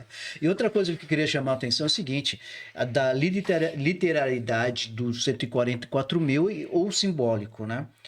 Essa seria a minha pergunta. Eu acredito que o Fernando, não sei, aí acredita também, mas eu acredito no simbolismo dos 144 mil, porque Deus não está restrito a números. Exato. Né? Quando fala de número de 144 mil, fala de uma perfeição final. Povo final que vai ser perfeito ali. Né? E esse povo ali, se fosse... Tudo aqui é simbólico, não existe mais as 12 tribos, né? Fala que a característica dos 144 mil é que eles são castos, não se contaminaram com mulheres, então já pode tirar as mulheres aí. E os casados, né? E os casados. São virgens, falam? São castos, são virgens, e outras traduções falam que são virgens, né? São castos, então já tira. Então, tudo é simbólico. Por que só os 144 mil vai ser literal? Então, quando a gente lê ali o capítulo 7, esses versos que a gente leu, a gente vê várias simbologias, né? Essa defesa que você está me dizendo. Então, você vai olhar ali... Essa que você leu aqui não é capítulo 14, né? São Castro... Sim. Capítulo 14, lá, para quem não percebeu, o capítulo 14 vai falar sobre exatamente que eles são Castro, que são virgens e que... são homens. São mulheres. Porque ele está falando que a mulher é uma contaminação. Então, né? Eles tiraram as mulheres. Eu já tô fora porque eu tô casado, ela vai fazer 30 anos. Então, já tô contaminado. Já misturei com mulher. Já não vai fazer parte. Você entendeu que... Quando você olha isso, quando um texto, 90% ele é simbólico, você não pode pegar uma coisinha e dizer que ela é literal. Você foi Isso aí seria essa é a ideia. ser conivente, né? Assim, seria conveniência, na verdade. Sim. Para mim, a conveniência aqui eu acho que é literal. Isso aqui eu acho que é simbólico. Não, a gente tem que seguir a linha do texto. Exatamente. Para poder seguir. Exatamente. Então, nesse caso, os 144 mil, ele é simbólico. É isso. Modo de entender, não sei se o Fernando também sim. É simbólico. A gente tem, na verdade, bastante evidências. Até falo para quem... Fernando, então, os filhos de Israel, só para complementar quem está vendo, os filhos de Israel abrangeu para todos os povos. Então, quando Deus fala filho de Israel ou filho de Jacó, está falando agora sobre a pluralidade do mundo. Exato. Todos que seguem a Cristo e a Jesus. É disso que a gente está falando, certo? O interessante é o número. Os números têm alguns significados na Bíblia. Né? O número 7 indica a perfeição, o número 10 se refere também a uma totalidade. O número 12, ele geralmente, eu não sei se existe alguma exceção, quando se trata de simbolismo, claro, ele se refere unicamente para o povo de Deus. Então, 12 filhos de Jacó, as 12 tribos, depois que foram o Israel, os 12 apóstolos no Novo Testamento. Então, aqui é como que Deus querendo falar. As 12 portas. Ali eram tirados 1.000 de cada tribo. Eram 12.000 ao todo. Só que agora nós estamos no tempo da igreja. Então, nós temos que levar o quê? Que se o número 12 representa a igreja, então vamos fazer uma multiplicação, porque agora a igreja abrangeu. Claro. Isso dá 144.000. Eu, pelo menos, entendo dessa maneira. Mas não está errado não, Fernando. Eu acho que eu também penso, eu compartilho, já vi alguns autores falando justamente disso aí, né? Falando sobre o Israel, porque a gente sabe muito bem pela história, Beto e Neto, que o Israel, ele deixou de ser povo privilegiado de Deus no ano 34 já da nossa era. Sim. Ali na morte de O Estevão. encerramento de Estevão, Né? exatamente. Até ali, Deus falou: olha, Israel, você é meu povo peculiar e eu escolhi vocês não porque vocês são mais bonitos, não porque vocês são melhores, não. Eu escolhi vocês por causa do meu amigo Abraão, né? E vocês que são os detentores dos meus oráculos e que vocês, através disso, vocês vão espalhar o meu conhecimento a todas as pessoas. Só que eles falharam. Já que falharam, agora, a partir de agora, eu vou chamar Os gentios agora. os gentios. E aí, tanto é que, assim, o próprio Paulo fala, né, que nós somos também chamados filhos de Abraão. Então, o povo de Israel, depois de 34 para cá, é a igreja de Deus. Quando fala de Israel aqui dentro dos 144.000, é o povo de Deus. E como o Fernando falou, esses 12 aí é o número do povo de Deus. A cidade santa, João, ele descreve ali em Apocalipse 22, ele vai falando o seguinte: ela tem 12 portas, 12 fundamentos, 12 isso, 12 aquilo. Então, dizendo o quê? É a morada do povo de Deus em que Deus vai estar ali. Apocalipse 12 para da mulher com a coroa com 12 Com 12 estrelas, né, você que entendeu? representa. Então é isso. Agora, por que a gente está falando sobre agora a parte de ser literal não? Por que a gente acredita dessa maneira, né? Há um fenômeno aqui em Apocalipse, que a gente observa em outros textos, que João, ele ouve algo e depois ele vê. E o que ele ouve e o que ele vê são a mesma coisa. São a mesma coisa. Eu posso dar aqui os exemplos? Sim, claro. Em Apocalipse, capítulo 1, no versículo 10, diz assim... desculpa, versículo 10 não. Versículo... deixa eu só ver se... Versículo 10 mesmo. Apocalipse 1, versículo 10, diz assim, ó: eu fui arrebatado em espírito no dia do Senhor e ouvi, olha só esse fenômeno acontecendo, e ouvi detrás de mim uma grande voz como de trombeta. Quem é essa grande voz? Versículo 12: e voltei-me para ver. Voltei-me para ver quem falava comigo, e ao voltar-me vi 7 candeeiros de ouro, e no meio deles alguém semelhante ao Filho do Homem. Quem é o Filho do Homem? Cristo. Então ele ouve a voz de Cristo, e quando ele vê Cristo. Né? No Apocalipse 5, praticamente a mesma coisa. No versículo 5 diz assim: todavia um dos anciãos me disse: não chores. Olha, o leão, olha o que o anjo fala para João. O leão da tribo de Judá, a raiz de Davi, venceu para abrir o livro e os seus 7 selos. Então ele ouve o anjo falar que tem um leão que venceu. E quando ele olha... Aí no versículo 6 fala: então eu vi no meio do trono quem? Os 4 anciões e um cordeiro em pé ali no meio. Então o leão e o cordeiro são a mesma coisa? São, é Jesus. Em Apocalipse 1, o que ele ouviu e quem ele viu não era a mesma pessoa? Jesus falando, ele ouvindo? Né? Tem outra ocasião aqui também, no capítulo 9, quando fala assim: o número dos exércitos dos cavaleiros era de 200 milhões. Né? Algo também simbólico, né? Porque não existe nem, eu estava até pesquisando, não existe nem 200 milhões de cavalos no mundo, então não pode ter 200 milhões de cavaleiros, né? Então é um número simbólico, pode ver que é um simbolismo. E ouvi o número deles. Então ele ouviu o número 200 milhões. Aí quem ele vê? No versículo 17. E assim vi os cavalos nessa visão, seus cavaleiros eram semelhantes a isso, tinham couraças de fogo. Aí ele vai descrevendo depois. Então, ou seja, 200 milhões representava quem? Aqueles que ele viu que eram os inimigos de Deus ali, né? Que tinham couraças de fogo, tudo linguagem simbólica. Voltando agora para Apocalipse 7, quando fala, versículo 4, eu ouvi o número dos que foram selados, 144.000. Opa, ele ouviu, ele não viu até então. Ele ouviu o número. E aí agora no versículo 9 entra: então depois dessas coisas, olhei e vi uma grande multidão. Agora Isso agora é, já entra agora um entendeu? outro elemento Isso, que na isso própria vai igreja chegar. adventista existe muita dúvida em relação a isso. Né? Então, assim, pelo menos eu durante muito tempo mesmo, eu sempre criei que Eu confesso. os 144 mil eram aqueles que estariam vivos, independente se é simbólico ou literal, e a grande multidão era a totalidade de todos. Isso, aí, Inclusive aqueles que serão ressuscitados, né? Paulo fala ali em 1 Tessalonicenses que haverão dois grupos: os que vão subir porque estão vivos, vão ser arrebatados, e os que dormem no Senhor, que vão ser ressuscitados. Ele fala, um não vai anteceder o outro. Os dois vão juntos subir para se reunir com Cristo nas alturas ali das nuvens. Então eu sempre entendi que, isso há muito tempo atrás, que a grande multidão era essa totalidade toda.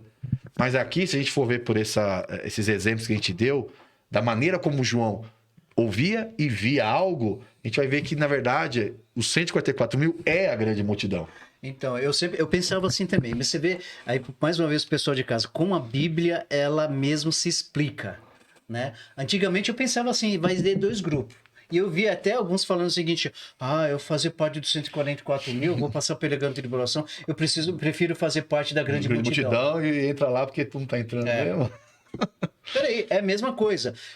Só para verificar aqui, olha, os 144 mil são aquele povo que vão ser selados para que as pragas, ao caírem sobre o planeta Terra, reconheçam que esse povo aqui você não pode mexer. Então esse povo vai passar pela grande tribulação.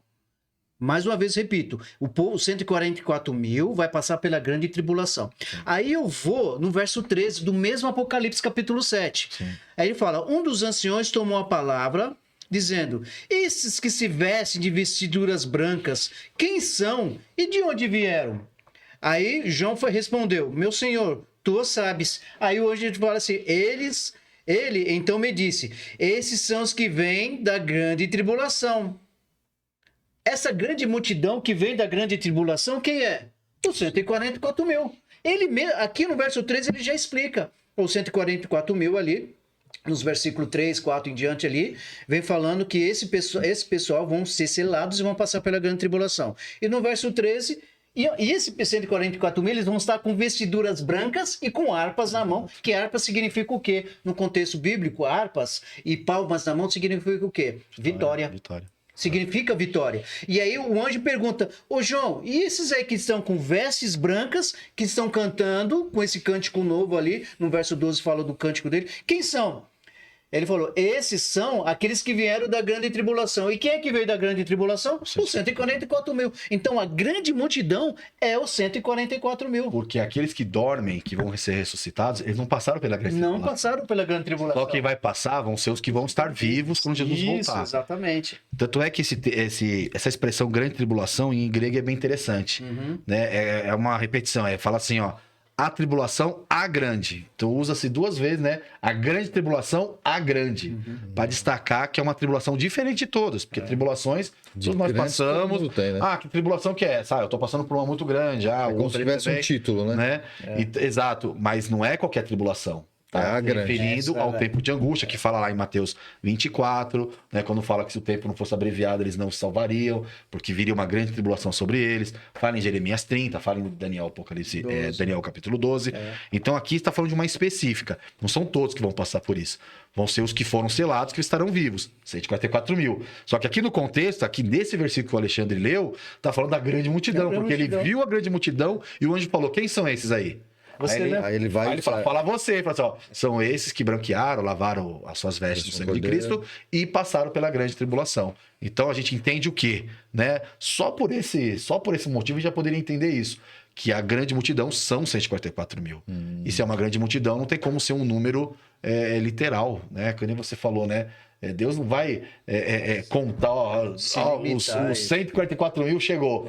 Acabou. 145... Isso seria até uma predestinação, né? São só 144 mil, mas não, mostra que vai ser uma grande multidão que ninguém pode contar. Né? Agora, uma coisa assim que eu acho que seria bom a gente frisar bem, né? Para aqueles que estão pensando que, então tá beleza, né? Grande multidão. Nós temos que entender o quê? Nem todos esses aqui vão ser aqueles que talvez foram adventistas, que estiveram na igreja durante a vida toda, né? E falar, agora... Não. Aqui vão estar muitos que vão receber a mensagem, os que vão ser salvos na hora 1/10, que fala. Que vão receber a última mensagem, diz ali em Apocalipse 18, que diz assim, Deus, olha, sai dela, povo meu. Então vão ser muitos que talvez vão estar em igrejas aí que a gente, às vezes, fala, não, você tá no erro, que vão sair e vão se unir com o povo de Deus. Né? Porque se a gente for ver, 144 mil, se fosse, no caso literal, para uma igreja que tem 20 milhões, que é a igreja adventista, tem um pouco mais, acho que de 20 milhões, é um número muito pequeno mesmo. Né? Até porque, assim, né, nesse caso, Deus fala claramente que é um povo, né? É um povo. Exatamente, não é uma placa. não é uma placa de igreja. Né? Exatamente. A gente não pode ter a Fechado, soberba de Jamais. falar que é. Senão a gente vai estar sendo igual aos judeus, né? Ah, somos semente de Abraão. Olha, nós temos o sangue, meu nome está escrito lá no livro da verdade, igreja. Isso não vai salvar ninguém. isso não vai salvar Talvez ninguém. pode até ser que a minoria é a igreja adventista. Exato, A gente exato. não sabe. Tanto é que qual que é a condição para estar lá? A gente já leu já. É isso aí. Aqueles que vão ser selados. Pronto. Para você ser selado, vai ter que envolver a parte de você ser obediente ou não aos mandamentos de Deus ao sábado. É isso aí. Isso vai envolver. Né? Tanto é que lá no Apocalipse 21, fala que as portas por onde nós vamos entrar tem o nome também dos filhos de Israel. Sim, Né? tem. Se a gente for ver a história dos filhos de Israel, é uma história bastante macabra até. Eles eram assassinos, eles venderam o irmão, Muita coisa errada. um deles transou com a própria madrasta, digamos assim, né? Desculpa o termo, né? Negócio, O outro com a própria nora, né? Por essa ali. Dois deles lá destruíram uma cidade toda, né? Usaram ali monte de gente, vou fazer a circuncisão ali pra gente poder aceitar o casamento aí do Foi lá e matou príncipe todo lá mundo depois. com a irmã deles, né? A Diná. E mataram todos e saquearam. Então, ou seja, eles roubaram, eles mataram, eles adulteraram, cometeram incesto. E como é que lá na Cidade Santa, os nomes das portas para onde Vai ser nós o nome vamos deles. entrar vai ser o nome deles? O Apocalipse explica isso. Diz assim: aquele que vencer, esse será trocado o nome, esse sentará comigo no meu trono. As igrejas falam isso, né? A mensagem sobre as igrejas. Aquele que vencer. Então, ou seja, vai ter que ter uma vitória nessa batalha. Por isso que nós entramos naquela conversa em relação a eles vão vencer o pecado, porque a vitória é sobre o pecado. A vitória não é sobre coisas pecado, não. terrenas. Minha vitória é talvez ter sucesso na vida, ganhar dinheiro. Não é isso a vitória que Deus quer dar. É sobre o pecado. É sobre o pecado, né? Porque é isso que pode nos tirar do céu. Porque E o pecado o salário do pecado é a morte. E Então, o pecado é o afastamento de Deus. e pecado é afastamento de Deus. Então, a partir do momento que você vai estar com Deus e você não vai morrer, é porque você vai ter que ter abandonado isso em algum momento da sua vida.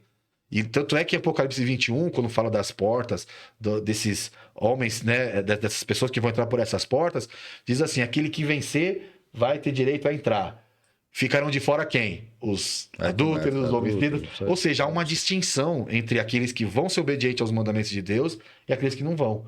Por isso que Apocalipse 14, depois que fala das mensagens que nós temos que pregar e viver, né, nós entendemos isso, as mensagens angélicas, fala assim, ó: bem-aventurado aqueles que guardam os mandamentos de Deus. Então, ou seja, envolve não somente a fé, mas também a obediência, aquilo que você faz decorrente dessa fé que você tem em Cristo. Então, quando a gente olha aí os 144 mil, a gente está falando que esses caras são simbólicos, né? Porque logo na sequência, como você leu, é uma grande multidão, né? Mas que eles têm uma característica específica, e essa característica específica é que eles estão selados, salvos. Tem mais alguma característica específica neles assim? Bom, tem bastante que a gente pode destacar aqui. Diz que eles estão diante do Cordeiro, diz que eles servem no templo de Deus, né? Se a gente for para o Apocalipse 14, quando fala de 144 mil, o outro texto que também fala, usa-se as mesmas características. Eles estão junto com o Cordeiro, eles estão no templo de Deus, eles seguem a Cristo, né? Seguem ao Cordeiro para onde quer que vá. Então, assim, as semelhanças são muito grandes. Dentre a grande multidão aqui de Apocalipse 7, tem o selo de Deus. Aqui em Apocalipse fala, tem o selo de Deus. No capítulo 14 fala que eles têm o caráter, né? Porque fala que eles têm um nome na testa. Então, você ter o caráter de Deus é o mesmo que você ter o selo de Deus, né? Então... Olha aqui, né? Você estava falando ali sobre João, ele olhava, viu uma voz, ouviu, quando virava para ver, ele fazia a comparação. Ele ouviu o leão, virou, era o cordeiro. Aqui é o seguinte, ele, no verso daqui fala 4. Qual verso? Verso 4 do capítulo 7. Ele fala o seguinte: então ouvi o número dos que foram selados. ele ouviu. E na grande multidão ele fala, eu vi. Eu vi. De novo ele tá Só com pode se tratar da mesma coisa. Não tem como Você ser entendeu? outro Eu vi a grande grupo, né? multidão. E você falou uma das características, eu gosto muito de uma da característica aí, é que esses aí foram que pegaram as suas vestes e lavaram e alvejaram no sangue do cordeiro. Desde quando você vai alvejar? Alvejar é branco, você pega o alvejante, coloca De na novo, roupa mais uma dele. simbologia, né? Mais uma Com simbologia. sangue ainda, né? Uma coisa que pega, mancha e dificilmente você Exatamente. tira. Lavou as vestes no sangue e alvejaram no sangue do cordeiro. É outra característica, dentre essas que o Fernando falou ali, essa é outra característica, ou seja, eles sentiram a sua pecaminosidade e falaram o seguinte, olha, eu não tenho nada que me recomende diante de Deus. Senhor, me ajuda. Então, você, a única situação que você se apresenta diante de Deus é um coração pecaminoso. Aí você fala, Senhor, lava-me aqui. E é essa característica, ser consciente, ser cônscio da sua pecaminosidade. E aí você vai falar ao Senhor, lava o meu pecado aqui, ó, lava aqui. Essa é uma das características aí, dentre as que eu acho que também é interessante, é o nome na testa, que significa o caráter de Deus. Aí, tem uma pergunta que agora vai doer, hein? Fica ligado aí, olha só. Acho que ele vai responder essa. né? Não, o Fernando aí que Do jeito que ele falou, ele tá até com medo agora, né? 144 mil. A gente entendeu tudo que é literal, que é um povo que vai estar lá nos últimos tempos, passando pela grande tribulação. simbólico, né? O que é melhor? Morrer antes ou estar nesses 144 mil? Rapaz, Morrer antes salvo e selado. Não podemos, eu tô falando da mesma condição. Salvo e selado ou tá dentro desses 44 Porque mil? eu sempre me Começou a dar medo estar nesses 44 mil aí. Porque eu sempre me perguntei, gente, por que na Bíblia fala o seguinte, bem-aventurados que desde agora dormem no Senhor. Bem-aventurados, porque eles não vão passar pela grande tribulação. Não, e fala exatamente isso, né? Que eles não vão passar. Não vou E passar. felizes. Vamos trocar a palavra bem-aventurado por felizes, né? quer Felizes dizer. é aqueles que desde agora dormem no Senhor. Né? E ainda fala sobre esses não vão ter poder a segunda morte, Segunda né? morte. Então, assim, Deus conhece, mais uma vez, em 2 Timóteo fala, Deus sabe quem são os seus, né? Se for para passar pela grande tribulação e realmente se confirmar, eu acredito que vai se confirmar que está aqui a certeza da salvação, Sim. que eu passe pela grande tribulação. Ninguém quer morrer, né? Ninguém quer. Olha, é o... Sabe, mas é doído, né? É uma pergunta doída. E aí, Fernando, e você, mano? Vai ser uma experiência assim. Tanto é que, para quem é adventista, conhece os livros proféticos que nós temos, os primeiros escritos, a primeira visão que ela teve, na verdade, foi sobre a nova terra, foi sobre os céus e a nova terra. E ela fala, inclusive, que tem um templo, né, no céu, que nós acreditamos ser o santuário. Ela tentou entrar e ele falou assim, olha, aqui só entra 144 mil. Então, assim, eles vão passar por uma experiência, tanto é que lá em Apocalipse 14 fala, eles seguem o cordeiro para onde quer que vá. Eles foram comprados da terra. Só de usar esse termo, já é um termo muito forte, ou seja, eles foram, assim, separados dentre os bilhões que vão ter no mundo para viver os últimos tempos. E se a gente for um pouquinho mais profundo, agora vai quebrar um pouco a nossa cabeça agora. Os 144 mil, eles vão passar por um julgamento em vida. Porque nós entendemos que o juízo é feito como? Começa pelos mortos, depois vão para os vivos e tal. Então a pessoa tem uma vida toda, ela tem os altos e baixos, ela se converte e tal. E no final, Deus, ao fazer a análise dos livros, tá lá em Daniel capítulo 7, até um outro assunto, tema, né? Que a gente pode um dia tratar. Ele examina-se os livros, né? E ele fala, olha, esse aqui venceu tal, então vai estar salvo. Então, é feita uma análise da vida dele depois que ele morreu. Agora, os 144 mil, eles vão passar por um processo de juízo em vida. Eles não vão morrer para depois falar assim, olha, ele venceu. Né? Eles vão vencer em vida. Então, estar entre os 144 mil é um privilégio que eu não sei se eu tenho, talvez. Né? Mas gostaria de ter. Claro, acho que todos nós gostaríamos de ter. Só que, agora falando um pouquinho o outro lado, né? Aqueles que vão descansar, eles vão ter uma coisa interessante, tá? Não espero que não me entendam mal o que eu vou falar aqui, que é, assim, uma coisa praticamente instantânea de ver a Cristo. né? Não é que eles vão morrer, vão ver a Cristo. Isso aí é... Sim. Por favor, não vão me entender mal. Ó, o Fernando tá ensinando coisa errada aí. Não é isso. A gente até Mas falou no sábado, na gravação falou anterior, sobre esse assunto, falou sobre Por mortalidade. favor, gente, eu sou adventista Assiste desde lá. criança. Mas lá Só que morrer, nós você temos vai que ver entender que- o quê? O que acontece quando a gente dorme e não sonha? Já tiveram isso. Praticamente todos nós já passamos por isso. Parece que você acabou de dormir. Não já aconteceu isso. Antigamente, quando eu trabalhava em 2 empregos, eu lembro que eu ficava tão cansado que eu praticamente deitava e parecia que eu já acordava e falava assim, puxa, não acredito que eu Acabei de deitar. que já passou a madrugada toda. Porque eu não acordava, Foi rápido. não acordava para ir no banheiro, não acordava para direto. beber água. E era direto, parece que nem sonhava. Essa vai ser a mesma sensação dos que dormem. Tanto é que usa-se esse termo para falar daqueles que morrem em Cristo. Vai ser um sono. Ou seja, um sono sem sonho, porque não tem consciência. Lá em Eclesiastes fala, aquele que morre não tem lembrança, não tem mais nada, não pensa, não fala, não pode voltar para casa e tudo mais. Para essas pessoas que descansam, vai ter um privilégio muito grande também. Para eles vai ser instantâneo, eles vão ver já Cristo voltar. Né? Porque eles vão passar assim, de maneira instantânea aquilo que nós estamos passando dia a dia, né? Mas assim, Então, acho que os dois lados têm os seus... A pessoa morreu, ela vai acordar. Foi isso. Parece que, né? Por exemplo, Mas não é para desejar morte. Se bem que Paulo, né? Você sabe que Paulo chegou até a falar, né? Eu preferia morrer, partir, ele fala, e estar com Cristo.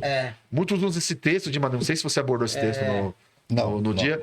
As pessoas usam esse texto para falar, né? Então Paulo falou, eu prefiro partir e estar com Cristo. Então Paulo já vai morrer, já vai para estar com Cristo. Não, Paulo estava falando isso. Eu vou morrer, vou estar num período de inconsciência, no pó da terra, né? Durante 2.000, 3.000 anos que for, mas depois eu vou estar com Cristo quando ele voltar. Só que ele falava, né? Eu preferia isso, ele falava, né? Mas se Deus quer que eu continue ainda, né? Nas tribulações e tal, e ele continua o texto. E é bastante interessante. Então, o próprio Paulo desejava isso, né? Ele passava por tanta tribulação em vida, que ele falou, olha, para mim seria melhor isso, descansar e estar com Cristo. Olha Né? como eu penso assim, né? Apesar de ser muito difícil isso, mas vamos começar lá atrás. Vamos olhar Abraão. Ele passou por uma grande tribulação. Não é essa, mas passou por uma grande tribulação. Levar o seu filho Pra morrer, para matar. ele mesmo, né? Pra matar. Para matar. Ele levou o filho dele para matar. Mas ele foi considerado pai da fé. Teve considerado amigo de Deus. Exato. Você vai pegar José. Foi preso, foi escarnecido pelos irmãos, foi vendido como escravo, e todo lugar que ele foi abençoado nunca era ele, era sempre para quem ele servia. Então o Potifar foi abençoado por conta de José, a prisão que ele estava abençoado por conta de José, mas ele teve o privilégio de salvar toda a família e ser o segundo daquele reino abaixo. Exato. Vamos indo para frente, eu vou falar agora já bem aqui na frente. Pedro, dentro do barco, foi o único que saiu do barco. Com certeza não foi fácil, mas foi o único que pode dizer hoje que ele pisou. O único que andou na água, sobre as águas. Exatamente. Ninguém pode falar Exatamente. Então, todo privilégio tem um alto preço. Sim. E Deus não vai tirar o alto preço. Os 144 mil é um alto preço. Exato. Mas o privilégio de ser é muito grande. É incontável. Então, basta... Lógico que assim, a gente não tem poder, a gente tá brincando com isso, mas a gente não tem poder de escolha nenhuma. Porque Deus sabe da capacidade, inclusive, de cada um. Né? Ele sabe, por mais... Não, eu queria, mas ele sabe da capacidade, se a gente suportaria, se não... Mas aquele que não queira, vai ser. Vai ser. Eu posso ser. Não, vai ser. Exatamente você que você vai.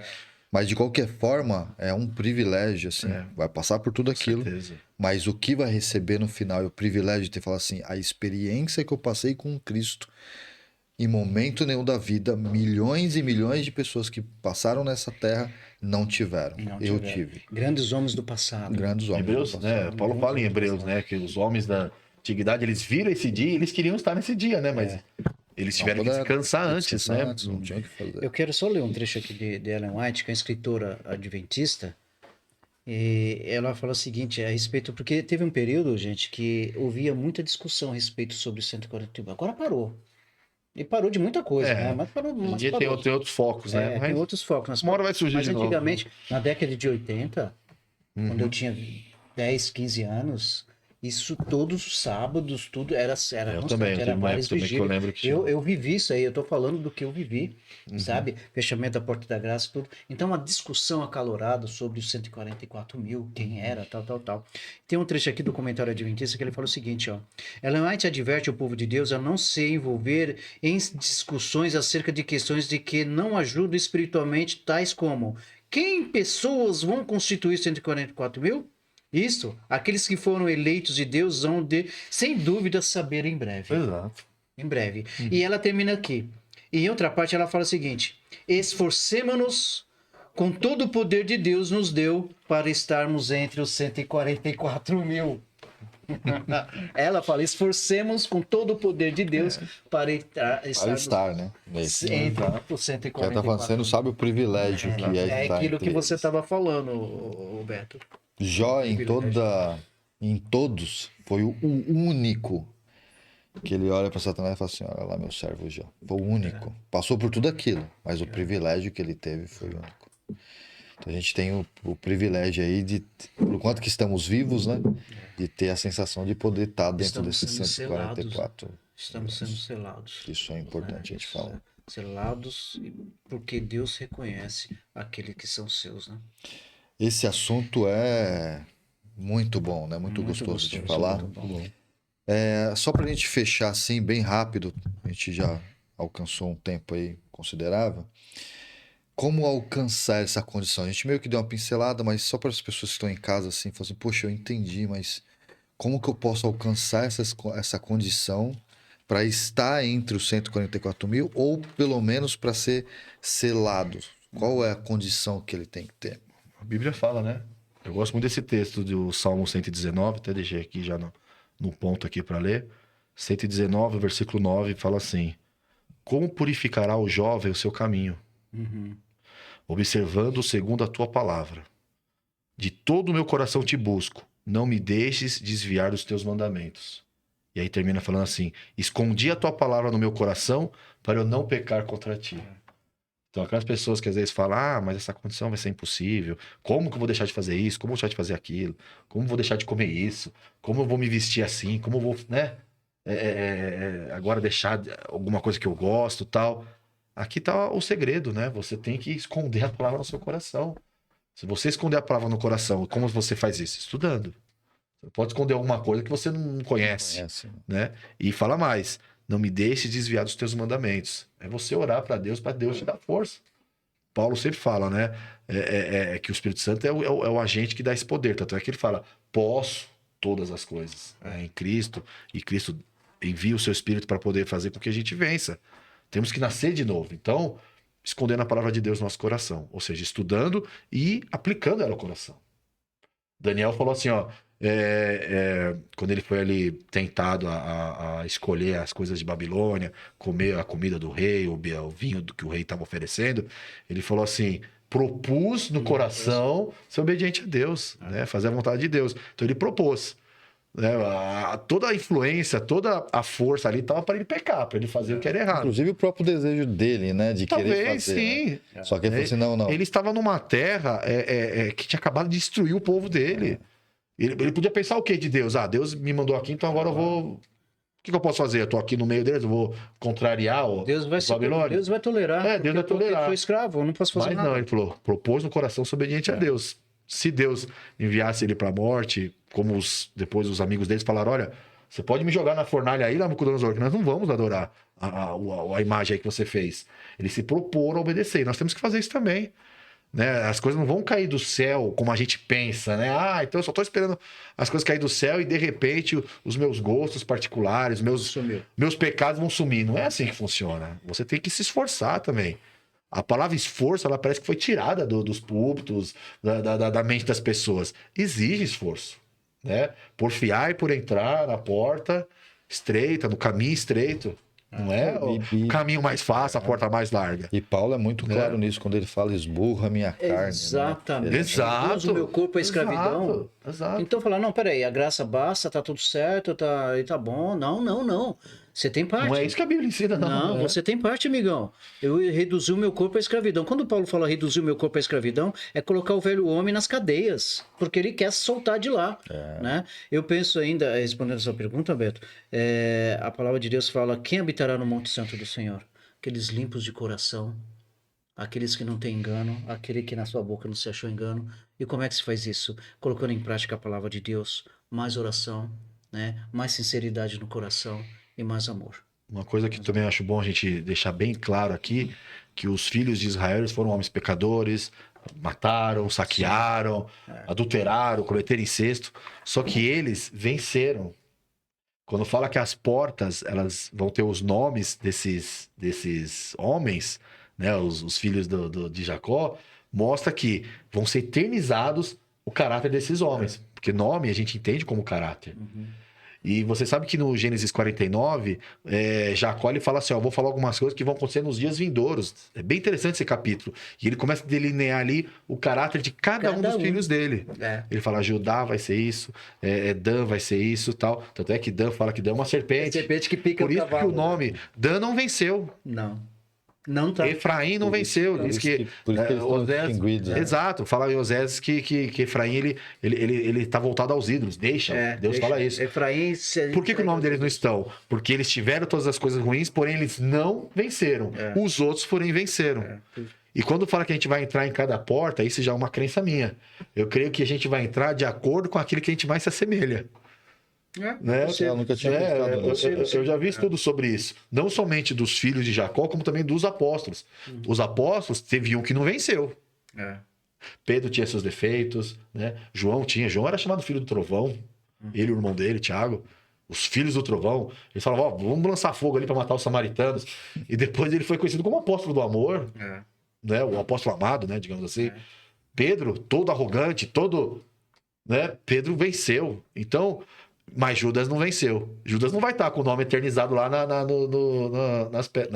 nas colunas, né? E o que é interessante de Apocalipse, também capítulo 21, fala que essas portas, os quais estão os nomes dos filhos de Israel, são portas de pérola. Vocês já pararam para pensar o que significa isso? Né? Pérola. Pérola é uma coisa valiosa. Claro. Mas como que ela se forma? Depois de muito tempo. É muito interessante isso. Sobre grande pressão, né? Então, assim, tem ali a ostra... Entra ali um corpo estranho, um cisco, alguma coisa ali, uma sujeira do mar ali, uma areia, um grão de areia. Na verdade, é um grão de areia, né? E aquela ostra, ela é irritada, ela passa por um... Tudo sobre isso é legal. Passa por um processo de irritação para depois, no fim dela, formar uma pérola. Né? Lá em Atos fala que por muitas tribulações importa-nos entrar no reino de Deus. Então, por que as portas são de pérolas? Porque aqueles homens pecaram, foram ruins, foram pecadores, né? Mas chegou um momento que eles se converteram. Essa é a história do filho de Jacó. E é também as nossas. Por isso que falam, 144 mil, eles são das tribos de tal, da tribo de tal, da tribo de Levi, de Judá. Porque nós vamos ter o mesmo tipo de experiência deles. E se nós vamos entrar em portas que são de pérolas, já mostra como vai ser a nossa experiência. Tribulações, irritações, mas ao fim, quem entrar por ela vai vencer. Tanto é que fala, os anjos vão... como é que se diz? Receber, que eu falo. Eles vão receber as pessoas para entrar, eles vão abrir as portas. Só que ficarão de fora quem? Os adúlteros, os homicidas, os que praticam a mentira. Ou seja, esses não venceram. Esses vão ser como Judas, vão ser como Dan, como Efraim, que não estão com o nome eternizado lá. Então, 144 mil tem um grande privilégio, claro, mas também tem uma grande batalha a enfrentar. Tem um grande preço. Um grande preço. É o que você falou. É o que você falou. Não é só oba-oba, só coisa boa, eternidade. Não. Né? Você vai passar por coisas... E coisas necessárias, na verdade. Não é isso? Até para o desenvolvimento do caráter. Exato. Falou tudo. Para provar o seu caráter. Jó fala isso. A provação, né? Usa o fogo, né? E me prova-me como o ouro provado no fogo. Nós vamos ser ouros. O ouro não queima, né? A escória queima. O ouro, ele sai o quê? Depois do fogo? Purificado. Mais puro ainda, mais refinado. E é isso. Eu acredito que nós vamos, se Que Deus legal, quiser, passar por isso, com a ajuda de Deus. Verdade. E é bem interessante, assim, esse tema e saber que a gente tem parte nele, né?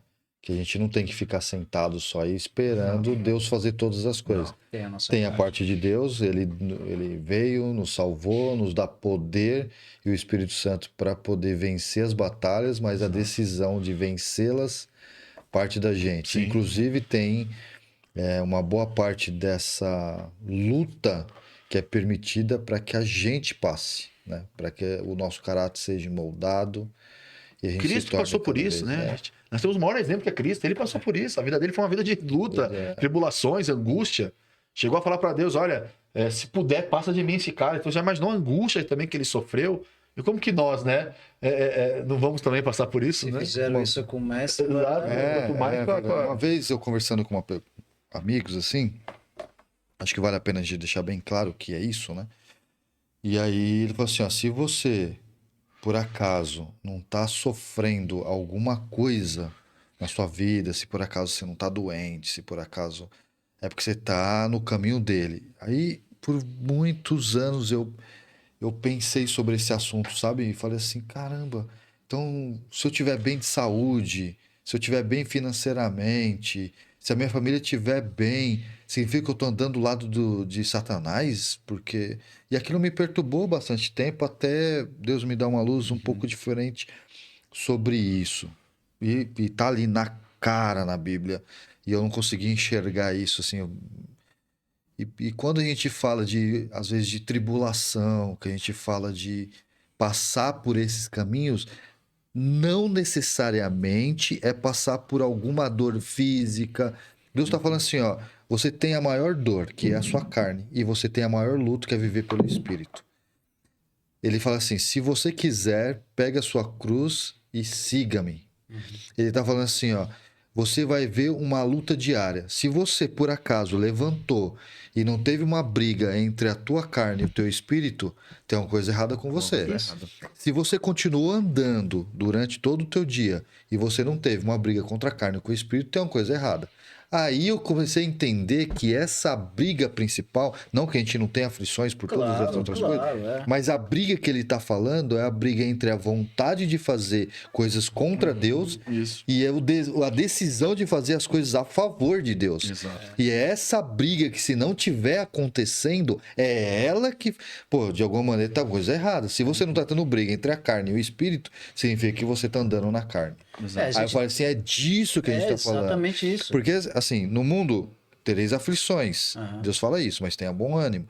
Mas também Paulo, ele é muito categórico em dizer assim uma coisa. Fui feliz quando tinha fartura. Então ele teve momentos de alegria. Sim. Fui feliz quando estava tudo bem. Então ele teve momentos de felicidade. Então nos momentos de felicidade que ele teve, Deus não estava com ele? Não. Abraão teve momentos magníficos, foi próspero. Jacó foi próspero. Então significa que ele precisava desejar as coisas ruins para dizer que Deus está... Não é isso que Deus está falando. Você pode estar feliz, você pode ter tudo isso e Deus está contigo. Mas saiba que todos nós vamos passar por vales. E na hora que passar pelos vales, tenha bom ânimo. Mas você vai ter momentos felizes, você vai ter momentos tristes. Mas uma coisa que não vai deixar de acontecer é a tua briga espiritual com a carnal em todos os momentos. Nós somos o maior inimigo nosso. Exato. O maior inimigo seu é você, Fernando. O maior inimigo meu é eu. Você entendeu? Porque quando Cristo falou o seguinte, cada um pegue a sua cruz e siga-me, o que ele está falando? Quem é que pegava a cruz? O que já estava a sentença condenatória. É condenado, né? Está condenado, você vai morrer. Então o que Cristo está falando? Você tem que morrer. O velho homem tem que morrer. Então, você pode estar bem fisicamente, financeiramente, mas quando se fala disso é espiritualmente. O espinho na carne. Né? Eu tento me livrar desse pecado, mas assim, Não consigo, eu até não peco com esse pecado, mas eu tenho vontade de pecar. Isso, eu tô constantemente E Paulo não lidando foi contra livre, ele, né? E Paulo não foi livre do espinho na carne. Não, e Deus falou, não. Ele clamava, mas por quê? O espinho na carne ali, ele foi necessário para o aperfeiçoamento do próprio Paulo. Né? O espinho da carne não era um pecado. Aí se eu tiro o espinho na carne... Era uma dor que ele sentia, né? A gente sabia que uma dor que ele sentia nas vistas, devido ao encontro ali com Jesus, deixou uma sequela nas vistas dele muito grande. Tanto é que fala que os Gálatas até queriam, né? Ele falou assim, eu sei que vocês tirariam os seus próprios olhos para dar para mim. Então esse espinho na carne nós entendemos que era essa dor forte que Paulo sentia. Mas Deus entendia que talvez se Paulo não tivesse esse problema, Paulo talvez podia até se perder, porque Paulo era um homem assim, Extremamente culto, né? Cara né? inteligentíssimo. Talvez aquilo ali foi para manter ele humilde. Eu entendo dessa maneira. Também pode ser. Então Também ele fala assim, ó, ou talvez aquilo ali foi necessário para que Paulo sempre se lembrasse que ele depende de Deus. e ele fala do mensageiro de Satanás, né? Exato, Ele estava sempre cutucando ele. exato. Então falou, meu, é o seu desejo. Sabe aquele seu desejo? Exatamente. Então, assim, aí a gente tem que sempre estar antenado, né? E saber que a gente tem essa briga diária. Sim. E essa briga precisa estar acontecendo, porque se ela não estiver acontecendo, significa que você está fazendo. Significa que você está andando no caminho errado. Exatamente. Então, essa briga espiritual com a carnal é muito claro na Bíblia e ela precisa estar acontecendo todos os dias. Todos E os você dias. todos os dias escolhendo o caminho certo, né? Que é que você falou. Daniel falando ali que colocou no coração, né? Logo quando deixou, ele propôs no coração. Ele tinha vontade de fazer? Talvez tinha, estava irritado o suficiente, talvez tinha tanta coisa acontecendo na vida dele que ele poderia estar decidindo completamente ao contrário. Mas ele olha e fala assim: mesmo assim, olhando para toda essa circunstância, eu proponho no meu coração seguir a Deus e a vontade dele. E é isso que a gente tem que fazer todos os dias. Rapaz, que tema! Deus seja louvado mais uma vez pela vida de vocês, Amém. Alexandre, Amém. Deus seja Fernando. louvado. A gente logo vai marcar a nossa próxima, a gente vai continuar, tem algumas aí pra gente Foram vários falar. aqui, né? A gente tem aí também a parte aí dos selos, né? A gente tem a parte das Só em Apocalipse trombetas, tem das muita igrejas. coisa. A gente vai estudar um Quatro pouquinho a cavaleiros, parte aí Apocalipse. que é bem legal e vale a pena, que é as 3 mensagens angélicas, Isso é que vale a importante, pena a gente trabalhar. Então tem algumas coisas que a gente vai fazer essa série, né, de Apocalipse, e a gente vai Vamos sim. postando regularmente aí essas séries. Então eu muito conto com vocês aí pra gente eu- continuar. Acho que tem bastante coisa pra gente Tem. estudar. A gente é o maior beneficiado, né? Um privilégio. E é bem gostoso assim a gente poder discutir Eu sempre tudo falo isso. Pra mim, É muito gostoso. eu sempre aprendo mais ainda quando Não. a gente para, né, pra dar uma a gente relembrada vai no assunto. discutindo, né? A gente fala, puxa, tem aquilo ali que eu não tinha parado pra pensar. Olha, O Alexandre falou hoje coisa aqui que eu não tinha. Fala, puxa, olha, eu nunca tive esse ponto Não, de eu também, vista. você falou, eu vi outro ponto de vista. Quando foi o negócio da terra e do mar, eu fiquei aqui pensando, falei, puxa, então por isso que fala que Satanás ele vai ser irado e vai ser jogado ali pra ai da terra e do mar, ou seja, é essa tribulação que ele tá causando na terra. é isso aí. E Deus tá segurando para dar tempo daqueles que também não são serem também da parte do povo de Deus. E, infelizmente também tem aqueles também que hoje são, que vai um dia escolher não ser. Por isso que fala, hoje é o momento da decisão. Agora. Né? Não existe predestinação. Ah, então esses aqui já estão salvos, porque aqui estão na igreja. Eles têm ali o nominho na igreja, guarda o saldo bonitinho. Acha que isso é o né? suficiente. Não, e aqueles ali já estão perdidos. Não, hoje é o dia, por isso que fala, a porta da graça está aberta para todos fazerem as suas decisões. Verdade. Privilégio. Vamos marcar o próximo em breve. Vamos. Obrigado aí Sim. por ceder o tempo de Que vocês. agradeço. Quero agradecer a você também que está aí do outro lado, assistindo a gente mais um episódio do Ponto de Encontro. É uma satisfação imensa que você ficou com a gente até o final. Você viu aí o tanto de conteúdo. Tire as suas próprias conclusões, como eu disse no começo.